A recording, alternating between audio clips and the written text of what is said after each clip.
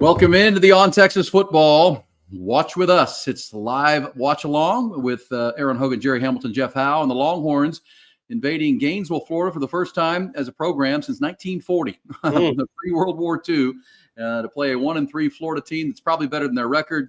Texas is 3-1, but are they as good as their record? That's what we're going to find out today with some big-time SEC football, the first of 8 SEC games. And want to start with telling you about our friends at Tito's Handmade Vodka, America's favorite vodka for a reason.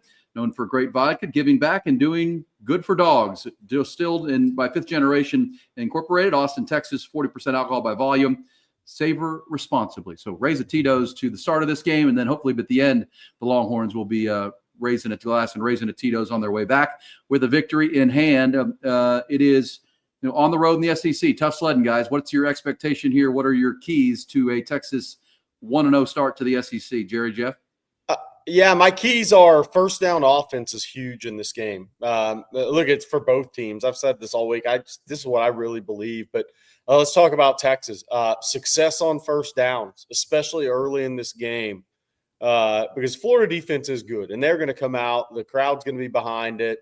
It's windy. The rain all moved south. It may be sprinkling here and there, but the rain moved about 30, 40 minutes south, but it's windy today. But this crowd's going to be into this game. And I really think it's huge for Arch to get off to not a great start, but a positive start in this game, a good start in the offense to mount some drives, get some first downs, and kind of start to build in this game and positively to start, because the one thing you don't want in this game is a struggling Florida offense. You look up and they're up 10-0 at the end of the first quarter.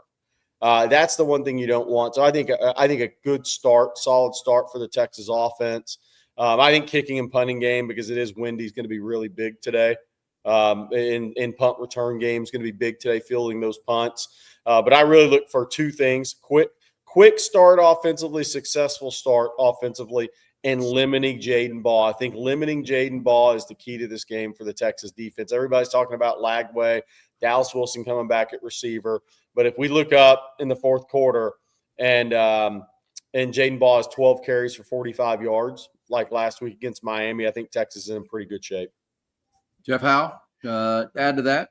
Yeah, don't have much to add on top of what Jerry said. I think Texas needs to, get the explosive play element to the offense back. We saw that against Sam Houston. Not saying they got to replicate it, because it's hard to ask that, but can't count on road games in this conference winning on 8+ play drives. You got to have an explosive play element. And I say, before we get started, shout out thoughts and prayers with Scott Wilson. Texas fan. For those that don't know, Scott's had an incredible streak going of consecutive football games, of baseball games without one missed. Had a medical episode getting off the plane in Jacksonville. Saw this on Facebook. His sister actually posted this on his page. He's resting well, still sedated and intubated. More testing to check and understand his condition. Family appreciates the thoughts and prayers. So shout out to Scott. Scott's a good guy, great Longhorn fan. So shout out to him. By the way, Florida brings the opening kick out from a yard deep in the end zone, only gets it back to the 15. Yeah, Texas kicked off, obviously, to start the game, won the toss. Yeah, thoughts and prayers to Scott. He's an all-time great Longhorn, and saw a note from my buddy Bob Ballou. He was on that flight with Scott when that happened. Very scary situation, getting off the plane. Fortunately, there was emergency medical personnel there immediately to get him CPR and get him to the hospital, and looks like he's going to be okay. And we'll all hope for a Longhorn victory today for him. Longhorns did kick off, and Florida has the ball for the first time coming off their bye week. Longhorns coming off a bye week, of course. And so both teams should be fresh and ready to roll here. Ball on the ground. Oh, man. Bad break there. Michael Taft just had his momentum going the wrong direction. He couldn't turn back. Good tackle, though, in space on a little bootleg action by DJ Lagway. Got 6-7 yards. Grayson Littleton had on the ball. Ball was out. Just a bounce that came right back to Eugene Wilson. Really unlucky for Texas there. Lucky for Florida on the first play of the game. Yeah, I think Michael thought it was going to tap. Thought it was going to bounce forward, and actually bounced backwards, and he over pursued it. Taft was right there. We could have scooped it up and run if you take a better bounce, or he takes a better angle. All right, second down now. There's Jaden Ball with his first carry, and it's a first down to start their drive. So Two positive plays for Florida to start this. A completion for Lagway on a boot, and then about 4 yards up the middle and very fortunate to get the ball back. Longhorns would have loved to have that fumble recovery right there. Yeah, nice, easy first completion for Lagway. I like the play call for Florida on first down, first play of the game, and now they've got a first down, move the chains with Jaden Baugh. So another little waggle, easy throw. That was actually a good throw by Lagway. He had pressure in his face. So Malik Muhammad not starting this game. Corners are Kobe Black and Jalen Gilbo. And what is that kind of cropped up? Do we know what's going on with Manny? The injury, what it might be? We do not exactly know. What we do know is it did not get better throughout the week to where he could get to go today. Gotcha. Or I do not know. I'll say that. Well, couple of first downs here for Florida. They're approaching the 40-yard line on this initial drive. First quarter brought to you by Callahan General Store and Allied Medical Emergency. Appreciate Callahan's. We'll tell you about them.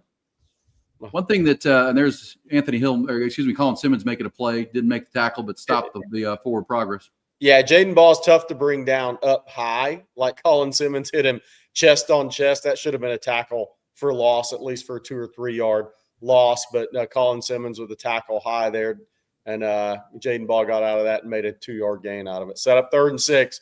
3rd and 6, 3rd and long for Florida has been an issue this year. This is a big play coming up for the Texas defense. I believe last week against 2 weeks ago against Miami, they were 0 for 13 on 3rd down. So 0 for 13, trips up top, pressure, wide open crosser, first down. Yeah, one thing that Billy Napier said this week, guys, leading up to it is, and you guys know this, DJ Lagway suffered injury. He was kind of banged up all offseason and really kind of is still trying to figure out, get his rhythm. And he said the bye week was good to get him. They did a lot of live reps, did a lot of 11 on 11, trying to show DJ a lot of live bullets. And, we'll see if he's, sharper in this game. So far, he's 3 for 3. Yeah, and look, if he hits the easy throws, this game becomes a lot more simple, and you get confidence as a quarterback. And he's hit 3 easy throws right in stride to start this game. That's how you build confidence. I like that mesh concept on 3rd down for them. Yeah, bring trips to one, gum it up a little bit, and we get a free runner coming across. And another, I'm sure they worked on 3rd down offense a lot, being 0 for 13 in their previous game at Miami.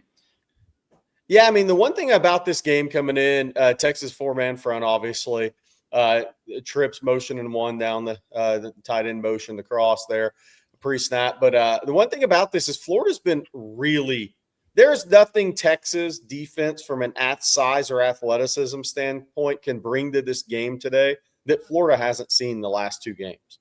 I mean, right. LSU and Miami are really talented defenses with really fast football players with really good secondary guys that make plays on the ball. So Texas isn't going to bring anything into this game that Florida hasn't just played against and struggled against. So Texas can't catch them with, hey, this is the Texas roster, and here you go, Florida. They've seen it the last 2 weeks. It's not like they've played 3 cupcakes. Alex January making an appearance. Another 3rd down here, 3rd and 4. This time they get the outside run and going to pick it up. And they're now into field goal territory on their first drive. Very impressive opening scripted drive and script for Billy Napier in this game. That's going to get this crowd involved because they did not see this at all at LSU or at Miami.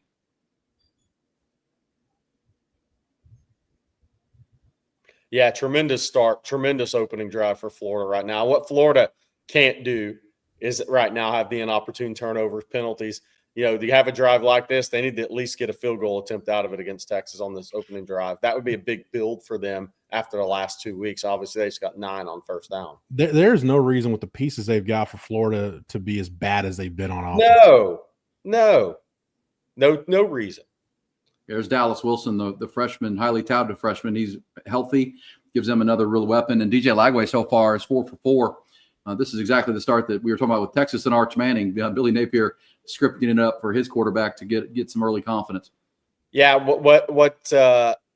Texas playing a lot of off coverage, a lot of pitch and catch, easy completions for a quarterback that's been struggling, which is interesting. We're going to see after this drive, because it looks like Florida's going to punch it in on Texas right now. We're going to see how PK adjusts. Playing soft, off coverage against the quarterback who's been struggling. Other teams have brought the heat on DJ Lagway. And I know PK is more of the bend, don't break defense, but he is not playing these guys the way LSU and Miami did. So we'll see how PK adjusts. This first drive from PK, not impressive for me. Playing off coverage against a quarterback that's been struggling, that's just dumb. Yeah, I don't think you're going to be able to defend the run against the light box at this rate. I think you're going to need to adjust, bring an extra. That was a good run up the middle for Ball that time. They got a good inside trap block, and here they go, running the ball right up at Texas now inside the red zone. They've come out very physical, very sharp. Looked like a team that had, 3 losses going into a bye week and really worked hard during the bye week. That was kind of the message from Billy Napier. We'll see, because this is, for most people, think this is their last gasp to make something out of this season, coming off 3 in a row. Yeah, just unbelievable to play this soft of coverage against a team that's been struggling, a quarterback that's been struggling with accuracy. I don't have an explanation for this. Yeah, it's not impressive. You're kind of just, taking the punches from Florida right now, not bringing any punches. Only Colin Simmons had the one play that, got in the backfield and created an almost tackle for loss, but he missed the tackle. So Longhorns are at another third down here. This is a 4-point down, you feel like, if you can, or they may go for it on fourth down. We'll see. But 3rd and 1 here. Yeah, probably 2 down territory for Florida. Oh, yeah, for sure. I would think this is a 2 down territory for sure. Let's see. I mean, if you hand it off the ball, you should 2 times in a row, you should get a yard. Jaden Ball is really good, man. He's really good. He's a 10-year pro. There's a timeout by Florida. I think Jaden Ball, if he stays healthy, will play 10 years in the league. Where's he from? Is he from Florida kid? He's from Atlanta, Georgia, which is an Atlanta area, which is it's interesting when you look at the Georgia, there's so much talent in Atlanta. And it's hard to, it's a great job. Kirby's got a great recruiting job. I think the best recruiting job in the country because of talent in Atlanta. But, man, you have to pick the right guys. I mean, there's so much pressure in that because every guy that gets out of there you play against. And Jaden Ball was out of the Atlanta area, and Georgia recruited him. I'm not sure they push for him, but that was a big win for Florida on the trail. He's good. He wears that number 13. Reminds me of Maurice Clarett back in his days at Ohio State. Big, thick guy, can really run. And, you guys are saying we're watching it right here, and I'm sure there's Florida fans going, where has this been? I mean, there are good players on this team, and they just have really, really had no rhythm offensively. And that's where, to your point, Jerry, no pressure, kind of playing back, letting it come to him. I don't know if that was, the right strategy. Maybe Manny Muhammad not playing, I don't know, makes them off coverage. You're trying to, get some young guys, into the game, but still, this is giving confidence to a quarterback who didn't have any coming in. Yeah, I just look. I'm 0-0, but this looks bad to me. This is not what you do against this guy on the first drive of the game. You're giving him the chance to get comfortable. Who gives a quarterback the chance to get comfortable that's been struggling? Makes no sense. Makes no sense. I'm not a fan of it. I think it's poor decision making. All right, Longhorns are looking to mount a stand now. They have been tough in the red zone. 3rd and 1, obviously, they'll probably be 2 down territory. So Longhorns may have 4 or 5 plays now facing the red zone and trying to keep them out of the end zone. Here on this opening drive, our first quarter is brought to you by Callahan's General Store since 1978. It is that time of year, guys. Get your yard maintenance going. I mean, I go to Callahan's once a month. I don't know how to do the yard, but my yard looks good because I go over there every month and they give me, point me to all the supplies that I need, how to apply them, things I need to be putting down to, get ready for the winter and the fall, all the seasons. And so come spring, my yard will be ready. I don't have weeds because I put down the pre-emergent. I don't have bugs because I deal with all the bug treatments at this time of year into the winter and come out of the spring. And we have a very user-friendly, phenomenal yard. You will too at Callahan's General Store. So get over there, not just the products you need, but the people to help you and guide you right to it. Whatever the season may be, we're into the fall now over at Callahan's General Store. Plus the feed and the furry friends, if you have animals and pets and live animals, they've got you. Western wear, the hardware section, they've got it all, and they have since 1978 at Callahan's General Store between downtown and the airport here in Austin, Texas, right off of 183 at Callahan's. Always a good day to make it a Callahan's day. All right, Longhorns are going to make it a stop here potentially, but 79 yards on the opening drive. Pouring rain and wind is coming in per people in the stadium. There you see it now. It just started pouring down rain, winds picking up, gusting. So we'll see I think this is supposed to move through in the next 30 minutes, 30, 40 minutes. Yeah, my concern, anytime we see something like this, guys, is just a lightning strike, and then all of a sudden you got to shut everybody down and head back to the locker room. That's always a tough deal. But I know with the weather, we knew it would be threatening. That early touchdown for Florida could be big here. And there it is. Yeah, too easy for Florida. 5-yard touchdown. Missed a tackle in the backfield, and Jaden Ball, we just talked about him. Getting to the outside of the Texas, good blocking, missed one tackle with Michael Taff. It felt like they brought a blitz that time, and Michael didn't wrap up. And Jaden Ball for a 5-yard touchdown. It is 6-0 Florida here in the first quarter. The drive, that's the series and the drive that Texas wants to open the game. Florida just did it. Yeah, now let's see how PK adjusts, because that first defensive series was soft coverage against the quarterback that's been struggling, that was 0 for 13 on third down. Now Jaden Ball's a heck of a player, to be fair, but soft coverage against a quarterback that's been struggling. Yep, and you got a rhythm now. You got 4 for 4 on the drive for DJ Lagway, 31 yards. They also ran the ball for 53 yards. They hadn't converted third downs at all against LSU and Miami, but on that drive, they were 3 for 3 on third down. So exactly the start that Florida wanted. And it's going to be a long game. Texas just has to answer and put on a good drive of their own. But now the weather has become a bit of a factor with the winds and the rain rolling in. Yeah, let's see the wind. Let's see how strong this wind is. It was supposed to gust up to 25, 26, 27 miles an hour for a couple of hours in this game. Let's see if it, east northeast, consistent 12, 14 miles an hour. Let's see, because normally when the rain moves through, right, then the wind comes, right, Aaron? So let's see in the second quarter, third quarter of this game how gusty it gets from a wind perspective. But yeah, it's going to be it's imperative now for Texas, Jeff, to mount a little bit of a drive here, keep the defense off the field, and I'm very interested to see how PK adjusts defensively. I keep going back to something you brought up, Jerry, during the week. As a matter of fact, you brought it up on the tailgate show this morning. Think about the last few games these teams. Now, Texas has played Ohio State, so it's not like they haven't seen athletes, speed, size like they're seeing today. But you think about Florida, even USF's a pretty decent. I mean, they're a solid, group of 5 team. But you come off of back-to-back weeks playing LSU and Miami. To your point, Jerry, like there's nothing you're going to see if you're that Florida offensive line that you haven't seen the last 2 games. 100%. So yeah. I think for Texas, I think as much as the X's and O's, the schematic adjustments, I think for the defense, I think it's recalibrating like, hey, buckle your dang chin strap, because this isn't a team that's just going to come in here and lay down. No. Like you better have your stinger ready and be ready to go. And they weren't. It just and I know schematics has something to do with it. They just looked a half step slow. That was by far the worst drive we've seen for the defense all year. Yeah. They've given up. You're right about that. Yeah, because, I mean, you one thing to get them in a rhythm, but also to give up 53 yards on the ground. Darian asking the fair question. Florida hasn't done that to anybody. How do we allow that drive? Offense better play well. Well, yeah, I mean, Florida was going to come to play today. I don't think there was any doubt. They had a bye week. Billy Napier had said, as I said, they did a lot of 11-on-11, got real physical with their team, even though they had played 2 real physical games already.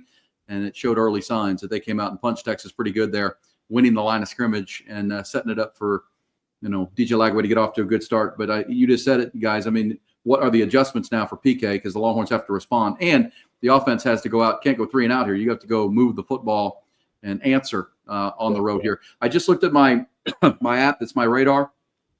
Looks like a light shower is what they're dealing with, and it's going to move up to the northwest, and doesn't look like anything behind it for the next hour or so. And fortunately, down in the southern part of the state of Florida, there's some severe weather, and you see the oranges and the reds. It's just showers right now, so I don't think we have to worry about any lightning or anything at this point. But doesn't look like much. Might be a little short shower. Yeah, the storms move south. Luckily for the question is now, what's the wind going to be like behind this, and how will that affect the kicking and punting game, the return game? We'll see. But it's a huge drive coming up for Texas. I'm interested to see, guys, how much 11 versus 12 personnel we see in Sark's script, Jeff Howe, against this team, against this Florida defense today. Because on paper, not a great pass rushing team. They're going to play a 2-high shell. And I'm interested to see how Sark attacks this early on in the game. Yeah, they only have 3 sacks all year long, which is incredible. But they don't give up explosive plays, and they make you go the length of the field, and that's what Texas is going to have to do. And that Sark's had 2 weeks to see that and hope see what he prepares for as far as a script of his own.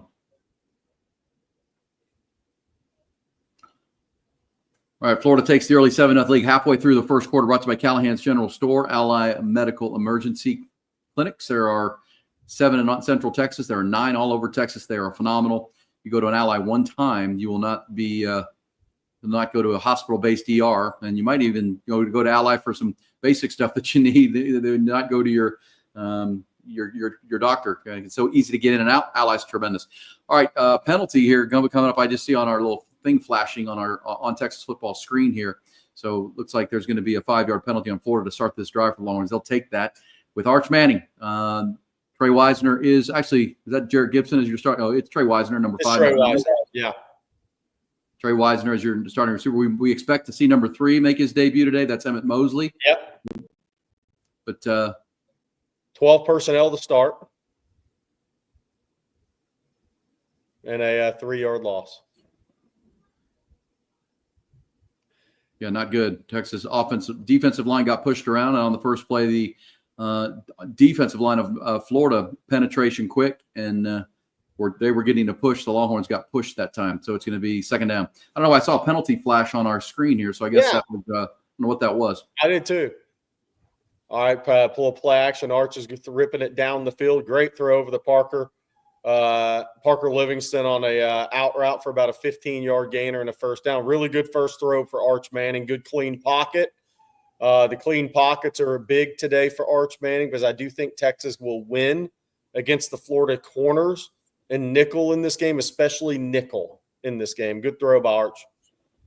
Yeah, that overcame that 2-yard loss on first down. So the initial first down, so now 2 for 2 for Arch, and that's Ryan Wingo on a short pass, who looks confident right now. Then that's what you want to see out of 16. Playing with foot in the ground, ball comes out. Jerry, this is the type of defense you're playing against. If you're going to pull your guards, you better be hitting the run downhill and fast. If yes. You're pulling guards. Yeah. I actually, I know Tyreek Sapp made the first play of the game. Really good player out of St. Thomas Aquinas. Saw him in high school. I really believe the key as this game moves along is Texas getting a hat on the linebackers in this game for the run game.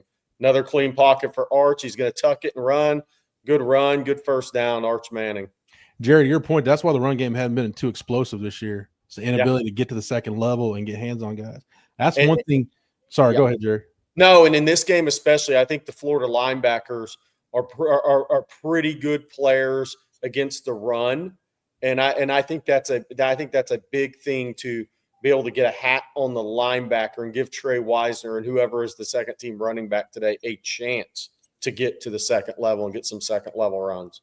That was one of the things. I mean, Kelvin Banks did a lot of great things at Texas. That was one of the things I felt like he was underappreciated, his ability to get to the second level, as big as he was, and get hands on people and create movement. Yeah. I think that's going to be I don't know if that's a sack on second down or not. It looked like they were trying to take a shot down the field with trips to the right. Florida covered it well, and Arch had to eat that. So now it's going to be big second down here. I want to see what Sark calls on this third down, because this could be 4-down territory right here. Just you're in that weird spot. Yeah, that's one I don't like from Arch there. That second down throw where he waited on Ryan Wingo to come clear and then try to fire it in there. That was I don't think that was ever open. Lucky to get the ball back. Emmett Mosley is alive. He's on the field. For those wondering, Emmett Mosley is officially on the field. Yeah, big third down here for Texas. Is the longest third down that Florida had was a 3rd and 6. This is a 3rd and 10 for Texas after back-to-back, no yard, kind of a sack, and then an incomplete pass. Good pass rush from Florida. Got him under duress, made him throw it out of bounds, forcing punt time. That was good. That was a good pressure by Florida defense there. They brought numbers. They did, and flushed Arch to the right, and they did a good job in coverage. Looked like Texas, after that long run by Arch that set him up, that felt like they did a good job. Arch just couldn't find anybody or didn't see anybody come open. Two drives, one for each team. Florida dominating line of scrimmage right now. Yeah, they are. Yeah, Texas will punt from the 40. It was going to be his NFL kind of field goal. I mean, we can talk about play calls and whatever. You get your teeth kicked in up front, you're behind the 8 ball. Look at that special teams by Texas. 3 different guys toe tapping the end line, and the Longhorns are going to down this at the 1. Now this is where you're talking, Jerry. Bring that aggressiveness from PK in the defense. Yeah, I'm very, very interested to see. Let's see today. I'm showing touchback on the screen. Yeah, DJ Moore. DJ Moore. Well, no, they're should be at the 1. It was a touchback because Moore had his foot in the end zone when he touched the ball. I think that's what you're going to say. But yeah, I think it'll be very interesting to see how PK adjusts on the second drive, because the first drive of the game was way too soft for my liking to start the game. And I know it's PK as far as the bend don't break, but this quarterback did not have confidence. They were 0 for 13 on third downs the week before. And they let him get into a little bit of a groove with some easy pitch and catch throws there. Yeah, well, I would say through 2 drives. I mean, the Billy Napier script greater than Sark's, because Napier, they never had a third down longer than 6 yards on that drive. And that's why they went 4 for 4. They kept it third and manageable, and because they, as Jeff just said, they won the line of scrimmage. They were able to run the ball for 53 yards. Texas ran the ball for 12, and most of that was on an Arch Manning scramble. Yeah. I mean, Florida didn't bring pressure. I mean, they just won up front, straight up. Yeah. So far, lines of scrimmage are going to Florida. That last third down. Yeah, and I would say, to your guys' point, with the week off to get their legs under them, Florida's experience head-to-head with 2, elite-level talent teams looks like it's paying dividends early, because Texas hasn't seen a team of this caliber since, a month plus against Ohio State. Florida's played them back-to-back. Yeah, I mean, that's the thing going into this game is that Texas isn't going to bring anything to this game athletically, size-wise, anything that Florida hadn't seen the last 2 weeks.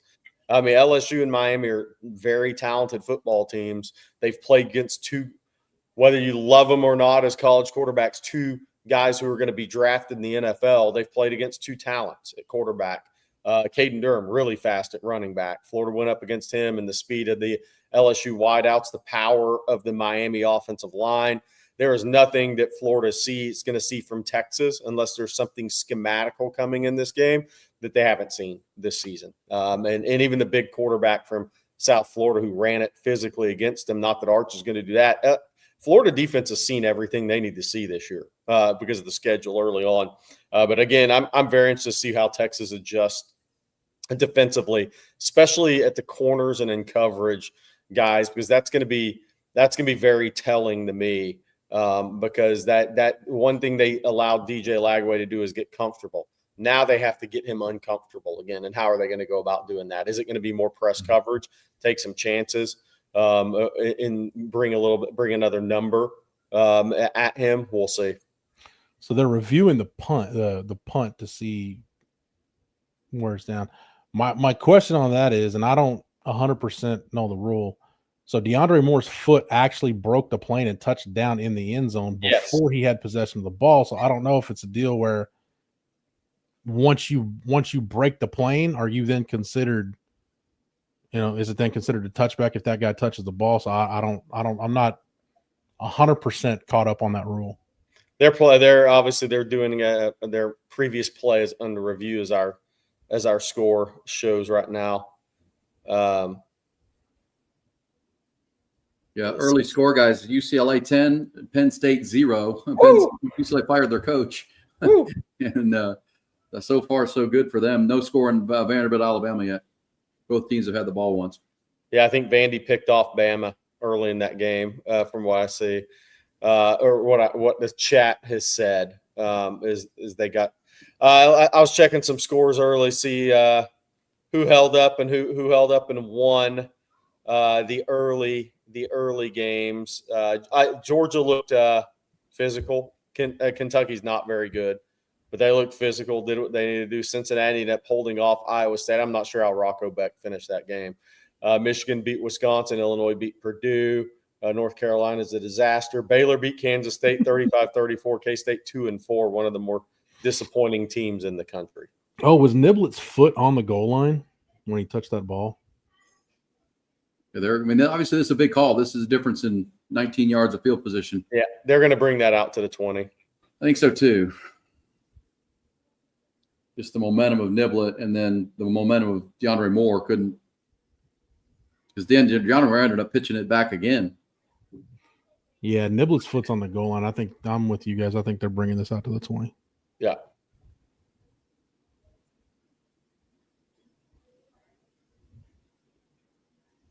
Looks like, guys, that little storm we saw has moved out and looking good right now. Yeah. I think it'll be breezy is the thing. The key now from a weather perspective in this game is, does it get gusty wind like they said it might get, like to where it can affect your kicking game a little bit. If you get gusty 20, 25 mile an hour winds, field goals, punts, punt returns, those decisions could be a little tricky if it gets gusty here the rest of the next couple hours. Boy, they're taking a long time. Look at this one. Yeah, that was – Pizza's been ordered. It's on the way to be delivered. Yeah, it's going to come out to the 20.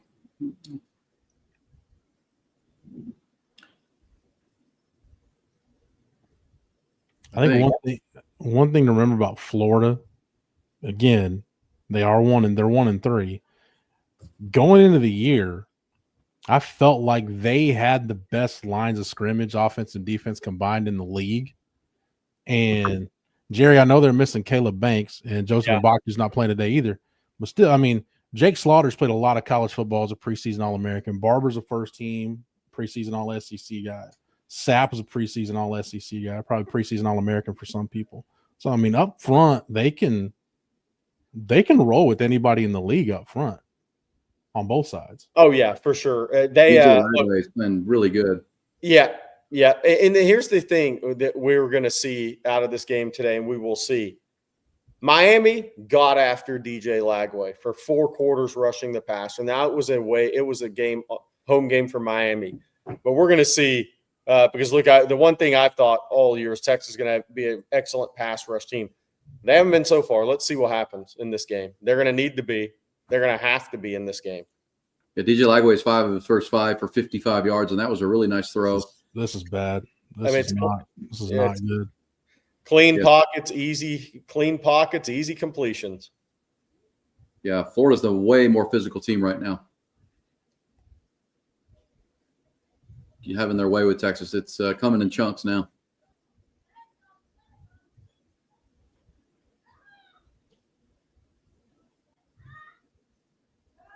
That's just a simple zone run, and you're just losing at the point of attack. There's nothing fancy about that. Yeah. Did you see their ball's already over 50 yards, and it's 4 minutes to go in the first quarter. Texas has to bow up here and start playing with some physicality.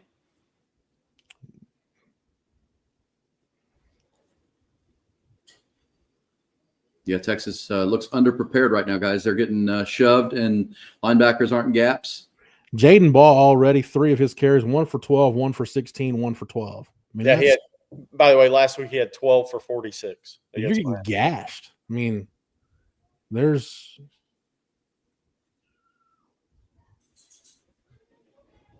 that. Yeah, it's 8.4 yards per play so far for Florida. Little just a kick out there, another big run.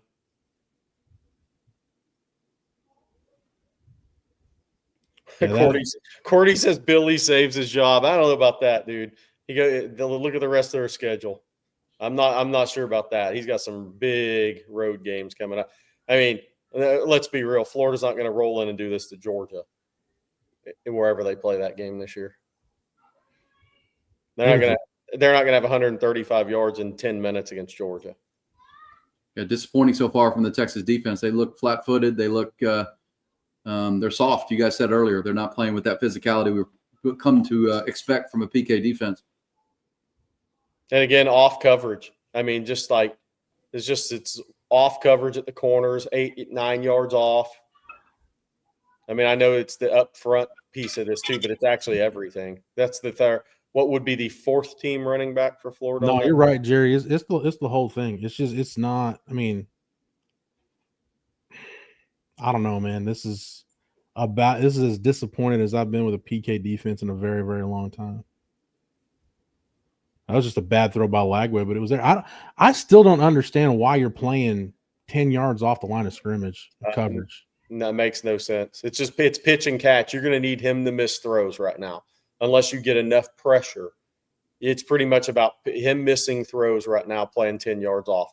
Because you notice what's Florida doing? They're just going to keep I would keep throwing 8-yard, 6-yard, 8-yard routes and mix in something if you get in a third and medium or long, like the one throw against the zone, the Lagway's best throw of the game. But you're pretty much at the right now when you play off coverage like this, you're at the mercy of either getting pass rush or Lagway missing the throw. Vanderbilt, by the way, did go 93 yards after intercepting Ty Simpson into the end zone. Cedric Alexander from depth from Austin LBJ. It's 7-0 Vanderbilt. Jump throw by DJ Lagway that time. I haven't seen that in a long time. How about that, guys? Not only to get the interception of Ty Simpson deep in territory, but take it 93 yards in 6 plays. Vanderbilt is come to play today. Still seeing if Texas has come to play today. Right now, they're really not. Somebody, by the way, who said that? Rello Hookham, Lagway not moving great. He's hurt, and that's the other piece of it. He's not 100%. If you don't bring the heat on DJ Lagway in this game, I mean, look, his right foot, he just hurt that foot, that calf that was in a boot. He just came up gimpy on that right calf, guys. You talking about after the throw, Jerry? Yes. I wonder why he jumped in the air. I wonder if he heard it and then kind of. He did. If you watch the replay. Oh, yes. He jumped because he didn't want to land on it. Okay. That's big right there. If you don't bring the absolute heat on this guy, I don't know what to say. I mean, Miami beat him up for you 2 weeks ago. Yeah, it looks like he just aggravated that calf injury. Yep. I thought he was making a jump throw. He just didn't want to land back on it. It's almost like when he planted his foot, he felt it not pop, but strain again, and he took the pressure off of it. Now he's really gimpy. Yeah. Yeah, Texas needed to see this. Now you got to get after him. Watch this. Yep. Yep. He felt it strain again. So Florida's gonna have a decision to make here with DJ Lagway in this game. That's going to be interesting to see because that's not going to get better. It's only going to get worse as the game moves along. But Texas has to get enough pressure for it to matter. They did get pressure that time for the first time, and that was the longest third down that Florida's been faced with. And DJ Lagway just overthrew it. He's going to have a hard time. Yeah, they're going to have to evaluate him right now. See if Texas can force this field goal. They'll be behind 10-0 early, which is what fans really wanted from Texas to go up 10-0 early. Now they're in a hole, but Florida may have a quarterback issue right now with 3 quarters to play. Field goal is good, and with a minute to go, it's 10-0 Florida, 2 drives, 2 scores. They have 150 total yards, Texas with 30. Texas did move the ball on their opening drive, but stalled out after they got near field goal range with 3 straight incomplete passes. But the story will become DJ Lagway here into our second quarter for sure. Feels like the Longhorns got a reprieve there. They were on the ropes, guys, and all of a sudden, there goes the calf strain. Yeah. Yeah, that'll be interesting. We're going to see Tramel Jones, the true freshman backup quarterback, at some point in this game. Question is it going to be next series? Or going to see how he moves that next series because that was not good. That was a clear strain. That next throw he missed, he clearly was not he was trying to take pressure off his right foot. That's his plant foot, that's his back foot. As a right-handed quarterback, and if he can't put any pressure on that, they're going to have to pull him out of this game. Yeah, it was pretty clear. I commented, I said that's a jump pass, but he was really just he was pulling up lame, essentially, is what he was doing there. No power in either line arms. Where's the fight? Yeah, Texas has to join this fight right now because right now they're getting punched. It's early rounds, but they got to start fighting back, and then maybe that forcing that field goal can be the start of it, but offense needs to do something now.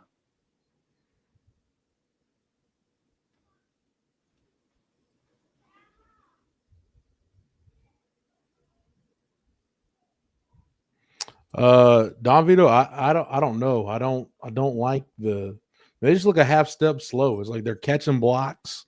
They're not dictating terms of the game. I'm with Jerry. I don't understand playing off coverage. They're at this point they're gonna have to manufacture some pressure because they're not getting it organically on Lagway. By the way, DJ Lagway is in the tent. I'm getting updates from one of my best buddies in this business, covers Florida, Keith Niebuhr. He was on our show a couple of weeks ago, and he's given me the Florida health updates, and he said DJ Lagway is in the tent. So we'll see if he comes back out for this third Ryan series. Niblett on an end around, and it's a good first down run that time. Being creative with some misdirection there. Niblett's going to get 4, 3.5. One of the best dudes in our business too, Jerry. Keith's good people. Yeah, great people. Works his tail off. Always has. Second drive for Texas starts with a 3-yard gain. Longhorns need to go move the football here. Ooh, Arch Manning, man, that was way too close. He threw that in and got it to Ryan Wingo, but that was pick 6-7 right there, it felt like. I almost don't care how you do it at this point. You just got to figure out how you can consistently run the football.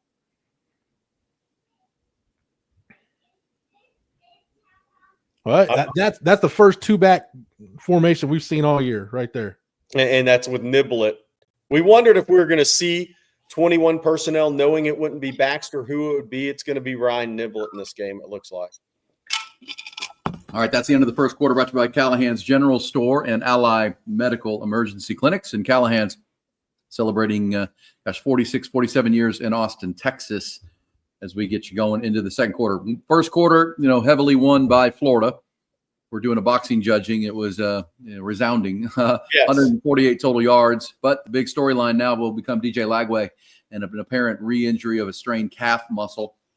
That once those things go, you can feel good, and it takes one step like we just saw with Lagway, and it re-engages, and here we are. So we'll see what Florida does in the tent.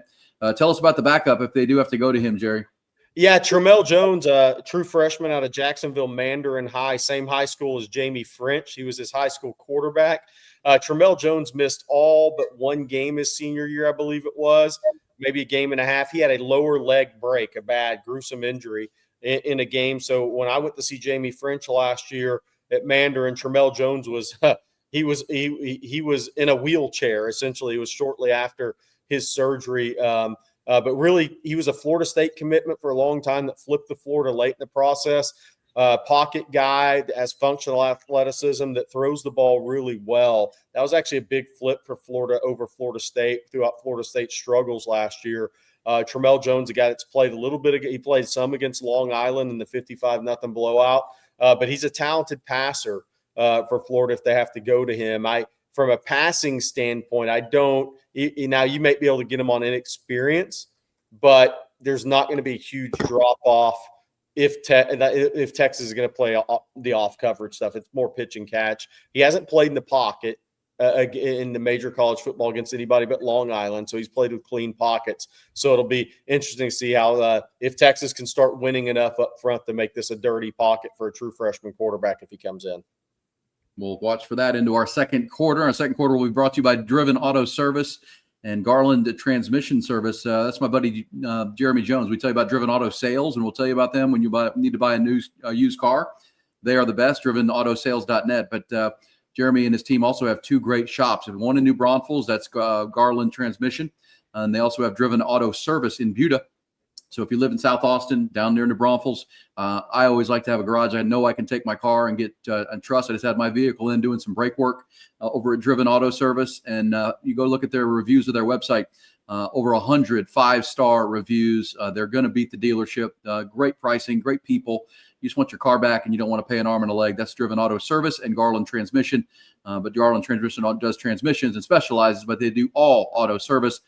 They are in New Braunfels, right across from Buc-ee's. If you know where the Buc-ee's is in New Braunfels off 35, right on the other side of the freeway going south is where you'll find Garland Transmission and Service. And Driven Auto Service is in Buda, Texas.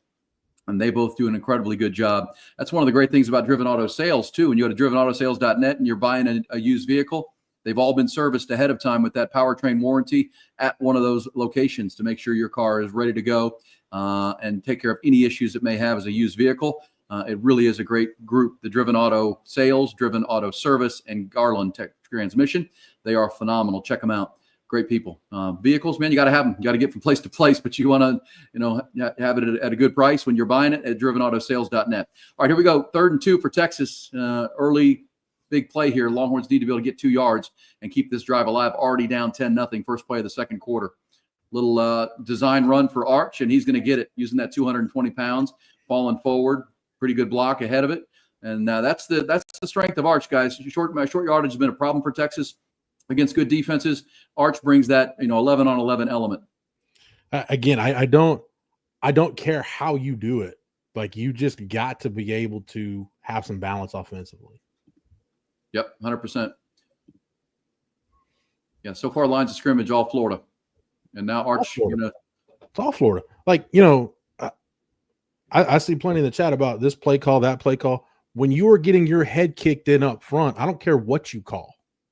Doesn't matter at that point.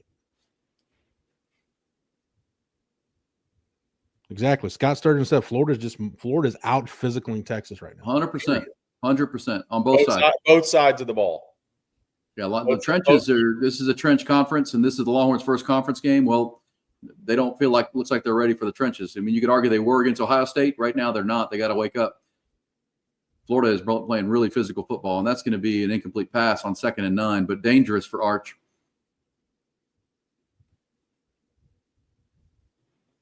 Somebody in the chat said Arch is rattled by pressure, dude. Like, what do you like? I mean, he's not rattled. He's just under pressure. He's trying to get the ball out of his hand. Yeah. What do you want him to stand in and get drilled through the ground and get his shoulders knocked out of his body? He's just trying to make a play out here. At this point, you're just trying to make a play under duress. That's all it is. And meanwhile, Florida's averaging 10.8 yards per play right now, or yards per completion. They're averaging 6.7 yards per play. Yeah, this is a you're getting punked. I mean, straight up. Let's just call it what it is. You're getting punked right now. Yep, they are. Yeah, it's on every snap. One side's winning the line of scrimmage. That was one Arch needs to make. That was a throw he needs to make. That was a bad miss. That's one he needs to be able to make. That was a really good corner route. Yeah, that's a throw that's open, and that's the throw he has to make. Now, again, his arm got hit. There was pressure to him. He couldn't even really follow through on the replay if you see that. So maybe I'm a little hard on him on that play because he didn't even get to follow through with his arm to complete the throw. And it's not like Florida's just doing something extremely exotic. They are just winning battle. I mean, I can't reinforce that enough. They are just winning battles up front. And I think we're about to see a quarterback change for Florida, maybe. Yeah, Tramel Jones has been warming up.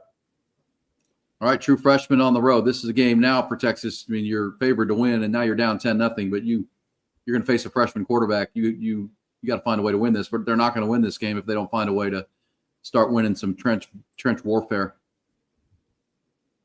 Florida came to play today, guys. Florida, they've seen physicality the last 3 weeks. They understand it.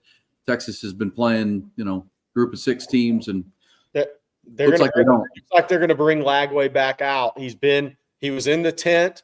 Tramel Jones was warming up. Looks like they're going to bring Lagway back in, see how he moves this series.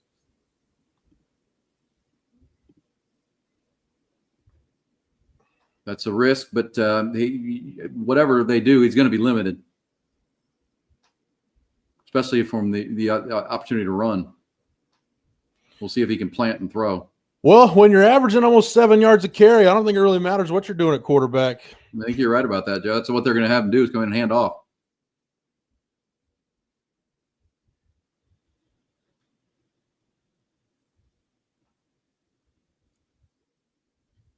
Dude, I'm being as patient as I can with the chat. It's not a matter of simplifying the offense. When you lose up front, it doesn't matter what Arch does. It doesn't matter what your skill guys do. When you lose up front, 9 times out of 10 you're going to lose football games. Period. That's just I don't want to sound like I'm oversimplifying it, but that is. Well, when you have 20 yards rushing, but 18 came from Arch Manning, and 12 or 13 of those came on one run. So Trey Wisner has a carry for 2 yards. Niblett has a carry for 3 yards. They are not able to run the football unless it's Arch designed at this point. Meanwhile, Florida is at 94 yards rushing already at about 6 a clip. So that's going to be the factor of this game. If that continues, Texas won't win this game. And no, Nick in the chat, I'm not full of excuses. I'm not going to sit here and blow smoke. When you're getting your head kicked in up front, I'm not going to sit here and pretend everything's all right. No, it's not. This is then again, it looks like a team in Florida that had a week off after 3 losses and really went at it. And, they've seen physical, talented teams. Texas hadn't seen a talented team anywhere close to where Florida is since Ohio State. And one team is, winning the battle right now. I mean, I go back to something Jerry mentioned, like that second defensive series. I didn't see anything structurally, schematically that different than the first. Yeah, I mean, look, here's the reality. Everybody's gonna the chats are fun. Everybody's gonna it's fire flood. Arch is terrible. Jaden Ball had 10 carries for 46 yards against LSU. He had 12 carries for 46 yards against Miami. Look at the stats right now. It's more than about it. Texas is getting beat up physically on both sides of the ball. Jaden Ball already has 11 carries for 69 yards in the first quarter. He had 46 yards against LSU and Miami. He's already got 23 more yards than that, 3 10-plus yard runs, explosives. I mean, it's both sides of the line of scrimmage are getting beat up. So I know it's going to be death to flood day, death to arch day, but both sides of the line of scrimmage are getting beat the hell up right now. See if it changes. Yeah, that was another throw from DJ Lagway out, but it was almost threw it into the front row. But good catch that time. We'll see if Lagway's able to engage as a quarterback here with that calf strain. By the way, Vanderbilt fumbled in scoring territory. Diego Pavia got tackled and fumbled. Would have been prevented a field goal opportunity. Already up 7-0 at Alabama. And again, we have one running back rush for -2 in the first quarter of this game. Yeah. If you don't have, you got to attempt to try to run the football. Yeah, if you give up on the run in the first quarter, good luck. And meanwhile, they're ripping off gashing runs on just about every time they hand off. And we talked about the offensive lineman for Texas getting to the second level. The Florida's guys are getting to the Longhorn linebackers. There's a flag on this play. It's another 7-yard gain. Yeah, it's coming easy for Florida.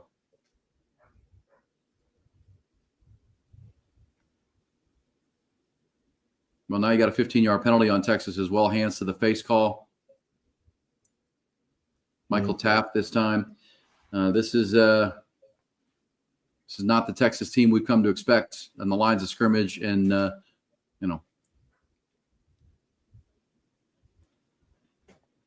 hands to the face could have actually been a holding call, but either way. Yeah. So now, ball all the way to the Florida 46. Yeah, that was they gave hands to the face to Taft, who was being held while he put the hand to the face. That's the first time we've seen Texas with pressure, but Lagway completes his ball is out. Texas is going to have the ball if they ruled that a catch, and Anthony Hill is running. What a huge play for Texas if that stands. I think it will. That's going to stand. We'll have to see on the replay. You never know nowadays, but that looks like a fumble to me. That's the play. I think it was a good catch, and then a punch out from behind by looks like Ty Anthony Smith may be coming from behind. So let's see if he ever had control of this ball. He made the football move. Oh, yeah, he had it. He had the ball. Let's see. 100%. Yeah. 100%. And then Ty Anthony Smith, great play, man. Great hustle play. Somebody needed to make a play. Yeah. Good job. Thank goodness for Ty Anthony Smith. I mean, look, the one part of that is he got behind Ty Anthony Smith pretty easily. But two, at least Ty Anthony Smith battled back to make the play. I'm watching Anthony Hill run that ball. I might put him in at running back. I mean, goal line? Goal line, come on. See that big boy running? Let's go. All right, Longhorns defense, it appears, they're going to review this play, but it appears has made a huge, potentially huge, game-changing play here. Ty Anthony Smith's just a playmaker, man. He's just – Nick with the super chat says he's been our best linebacker all year. Ty Anthony Smith's Some guys are just ball players, man. He's a ball player. Mm-hmm. He's just a baller. Is he 10 pounds less than you ideally want? Yes. But the guys, and that'll come in time, but he's just a ball player, man. Well, if you're going to give up chunk yards like they are, you got to make a play here. Longhorns almost had a turnover on the first play of the game, forced by Grayson Littleton that Michael Tapp was unable to recover. This one feels like a catch and a fumble. He had tucked that ball under and was turning upfield. That is clear control to me. At least a step and a half, 2 steps before. Yeah, that's a catch. She's tucking it away. Yeah, I don't see how this is anything but a fumble. Like, people in the chat are saying Nick Brooks is in at right tackle. I have not seen that, obviously, on this review, but we shall see on that. First down, Texas now. The Longhorns do have the ball, and it's cross midfield. Oscar Lozano, is the deal just average? They're going to get gas like we haven't seen in years. They're not average on talent, but they're average on play today. They're not average on – there's Nick Brooks coming in. They are not average on talent, but they are average on play. That's for sure today. Yeah, we saw that defense. Brooks is at left guard. So this is interesting to see how, because Nick Brooks, left guard, Texas has to start to be movers of people and get something going in the run game. Yeah, that's interesting. They're trying to get big and physical right now, which they need to. To the Super Chat's point, I mean, we saw this defensive line. You can say they're average, but they weren't average against Ohio State. They manned up and did great against the Buckeyes. I mean, this is a team that has the capability. Right now, they're not playing to that level for whatever reason. But the offensive line, they've got to pick it up too. This is, the game has started. The Longhorns are down in a 10-0 hole, and they're already making changes on that O-line. So we'll see if the Longhorns can mount a drive here, take advantage of the Ty Anthony Smith forced fumble. Anthony Hill recovered it, and the Longhorns have an opportunity here. And big play potential. Oh, Parker Livingstone with a hell of a catch. Wow, what a catch by Livingstone. You just hit one. Bang. Oh, and now he's hurt. What a catch, though. To keep that ball, good throw. Arch overthrew it a little bit, but still Parker made the adjustment and made the catch. Yeah, he got his leg whipped a little bit. Yeah. But that's the first explosive play for the Longhorns, and certainly the best offensive play of the half. Yeah, it didn't look like his leg was planted, which is good. Yeah, almost. He's just took a helmet. Yeah, that's going to be a helmet on the knee, and these guys don't wear knee pads. Why you should wear knee pads, kids? They don't wear knee pads anymore, and there you go. That's the hit that you don't want when you don't wear knee pads, and he's probably out. Well, there's the Longhorns. They're moving the pile on the left side. That's Nick Brooks. That's Trevor Gooseby. They actually got some push at the goal line area. Here's a red zone, guys. Longhorns need a touchdown out of this. Look, Nick Brooks is going to get push. As long as he knows what to do, Nick Brooks is going to get push. Longhorns second and goal now. This is an opportunity to cut this lead more than in half. And Longhorns, I like the idea of, because people were wanting to fire Kyle Flood. Kyle Flood said, "Hey, Nick Brooks, get in the game and start shoving some people around." I mean, you got to change something. Something had to give. Like, you can't. Oh, there's the touchdown. Terry Wisner on a nice little boot action. Arch Manning found him. Longhorns are in the end zone, and circle that Ty Anthony Smith play, because Florida was again moving the football when that got punched out, and the Longhorns 4 plays later are in the end zone. 2 really good throws by Arch. I mean, Arch is going to be the guy that is crucified for anything, but that's 2 really good throws by Arch Manning on the series. The first one, the long one, the Livingstone, wasn't even a clean pocket. He had to move left up into the pocket to make the throw. 2 good throws by Arch Manning on this drive. Jerry, watching that replay on the Livingston catch, I don't think knee pad would have saved him. That was it was a full speed smoke job. Should still wear them, but yeah, that is yeah, let's hope there's nothing structural there, and that's just, a contusion kind of thing. Helmet, I mean, neither are good, but Parker Livingston's been the big play receiver for the Longhorns. But what a play by the defense. That's complimentary football, guys. As you said, Jeff, they needed somebody to make a play. Yeah. And I would say, a couple guys did. Ty Anthony Smith with the forced fumble, and then, Parker Livingston. I don't know if there's a lot of guys that catch that ball after, having to go up to get it and get clipped like that. A lot of guys would have dropped it and wouldn't even, blame them. That was a hell of a play by your wide receiver to set up a red zone opportunity, to set up a 6-yard touchdown pass. good drive for the Longhorns. Brought to you by Driven Auto Service on top of Driven Auto Sales that we've talked to you about here on the Watch Alongs and the Watch with Us. Once you buy your new car at drivenoutosales.net, your dream vehicle, just a car you need to get it serviced. Driven Auto Service, and also their partner shop there, Garland Transmission and Service down there in New Braunfels, right across from Buc-ee's off 35.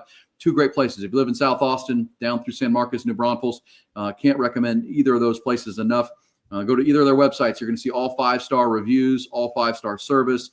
Much cheaper than taking it to the dealership. I promise you that. Driven Auto. I just had my car in there for some brakes, and I thought it was going to be a huge expense. Turned out to be $600-$700, which I'm so happy to see. Wasn't easy, but I still got it done. My car's running great. Driven Auto Service and Garland Transmission and Service. Go ahead, guys. Parker Livingstone being carried off the field, so not good. Yeah. It's Mosley time. Mosley better be ready to roll because here it comes. Yeah, that's really disappointing for him. They made a great catch, set up a touchdown. Hopefully he's going to be okay. But he and Archer have the best chemistry of anybody on this team. So let's hope someone else can pick up that connection with Arch if he can't return here. We're also keeping an eye on DJ Lagway, who is, he was moving fine at the field like in that last drive before the fumble. But his right calf is something to watch here. Why are people in the chat asking what's wrong with Arch? He just threw a touchdown pass. Well, they took him in the tent after that last series off that hit he took when he got driven through the ground. Yeah. But he may have a little soreness on his shoulder because he took you're talking about, when he tried to throw it to the outside. Yeah, he got smoked on that play. They took somebody that's in the group texted at the game, texted and said they took him in the tent, but he came out of the tent. Maybe hook him from Virginia. Parker re-injury, his high school injury. No, he broke his foot his senior year in high school. This was definitely knee. Nick Living Rip Free says Nick Brooks playing left guard is a concern with the fact he hadn't played in previous games. Yes, I don't know. I don't think they just threw him out there if he hadn't repped it in practice a little bit. Yeah, but Nick Brooks is the best run blocker on this team, and it's obvious the first 3 games why he didn't play. It stemmed from the last spring event, but Nick Brooks is going to be a fixture on this team, and if he'll just do it right, he should be a first-round pick one day. He's very talented. Nick Brooks out of Georgia, right? Big, massive 350-pounder. Yeah, so all of 6'7", was around 400 pounds his junior year in high school in Iowa. Did great work. I think he was about 370-ish when I went through Grayson last season, now down into 350 range. He's done a great job on his body, getting himself in position to be able to be a player early on in his college career. But he has a lot of natural power. He has really good natural leg drive. He's got good body quickness. I think he can play tackle. I think they just need him at guard.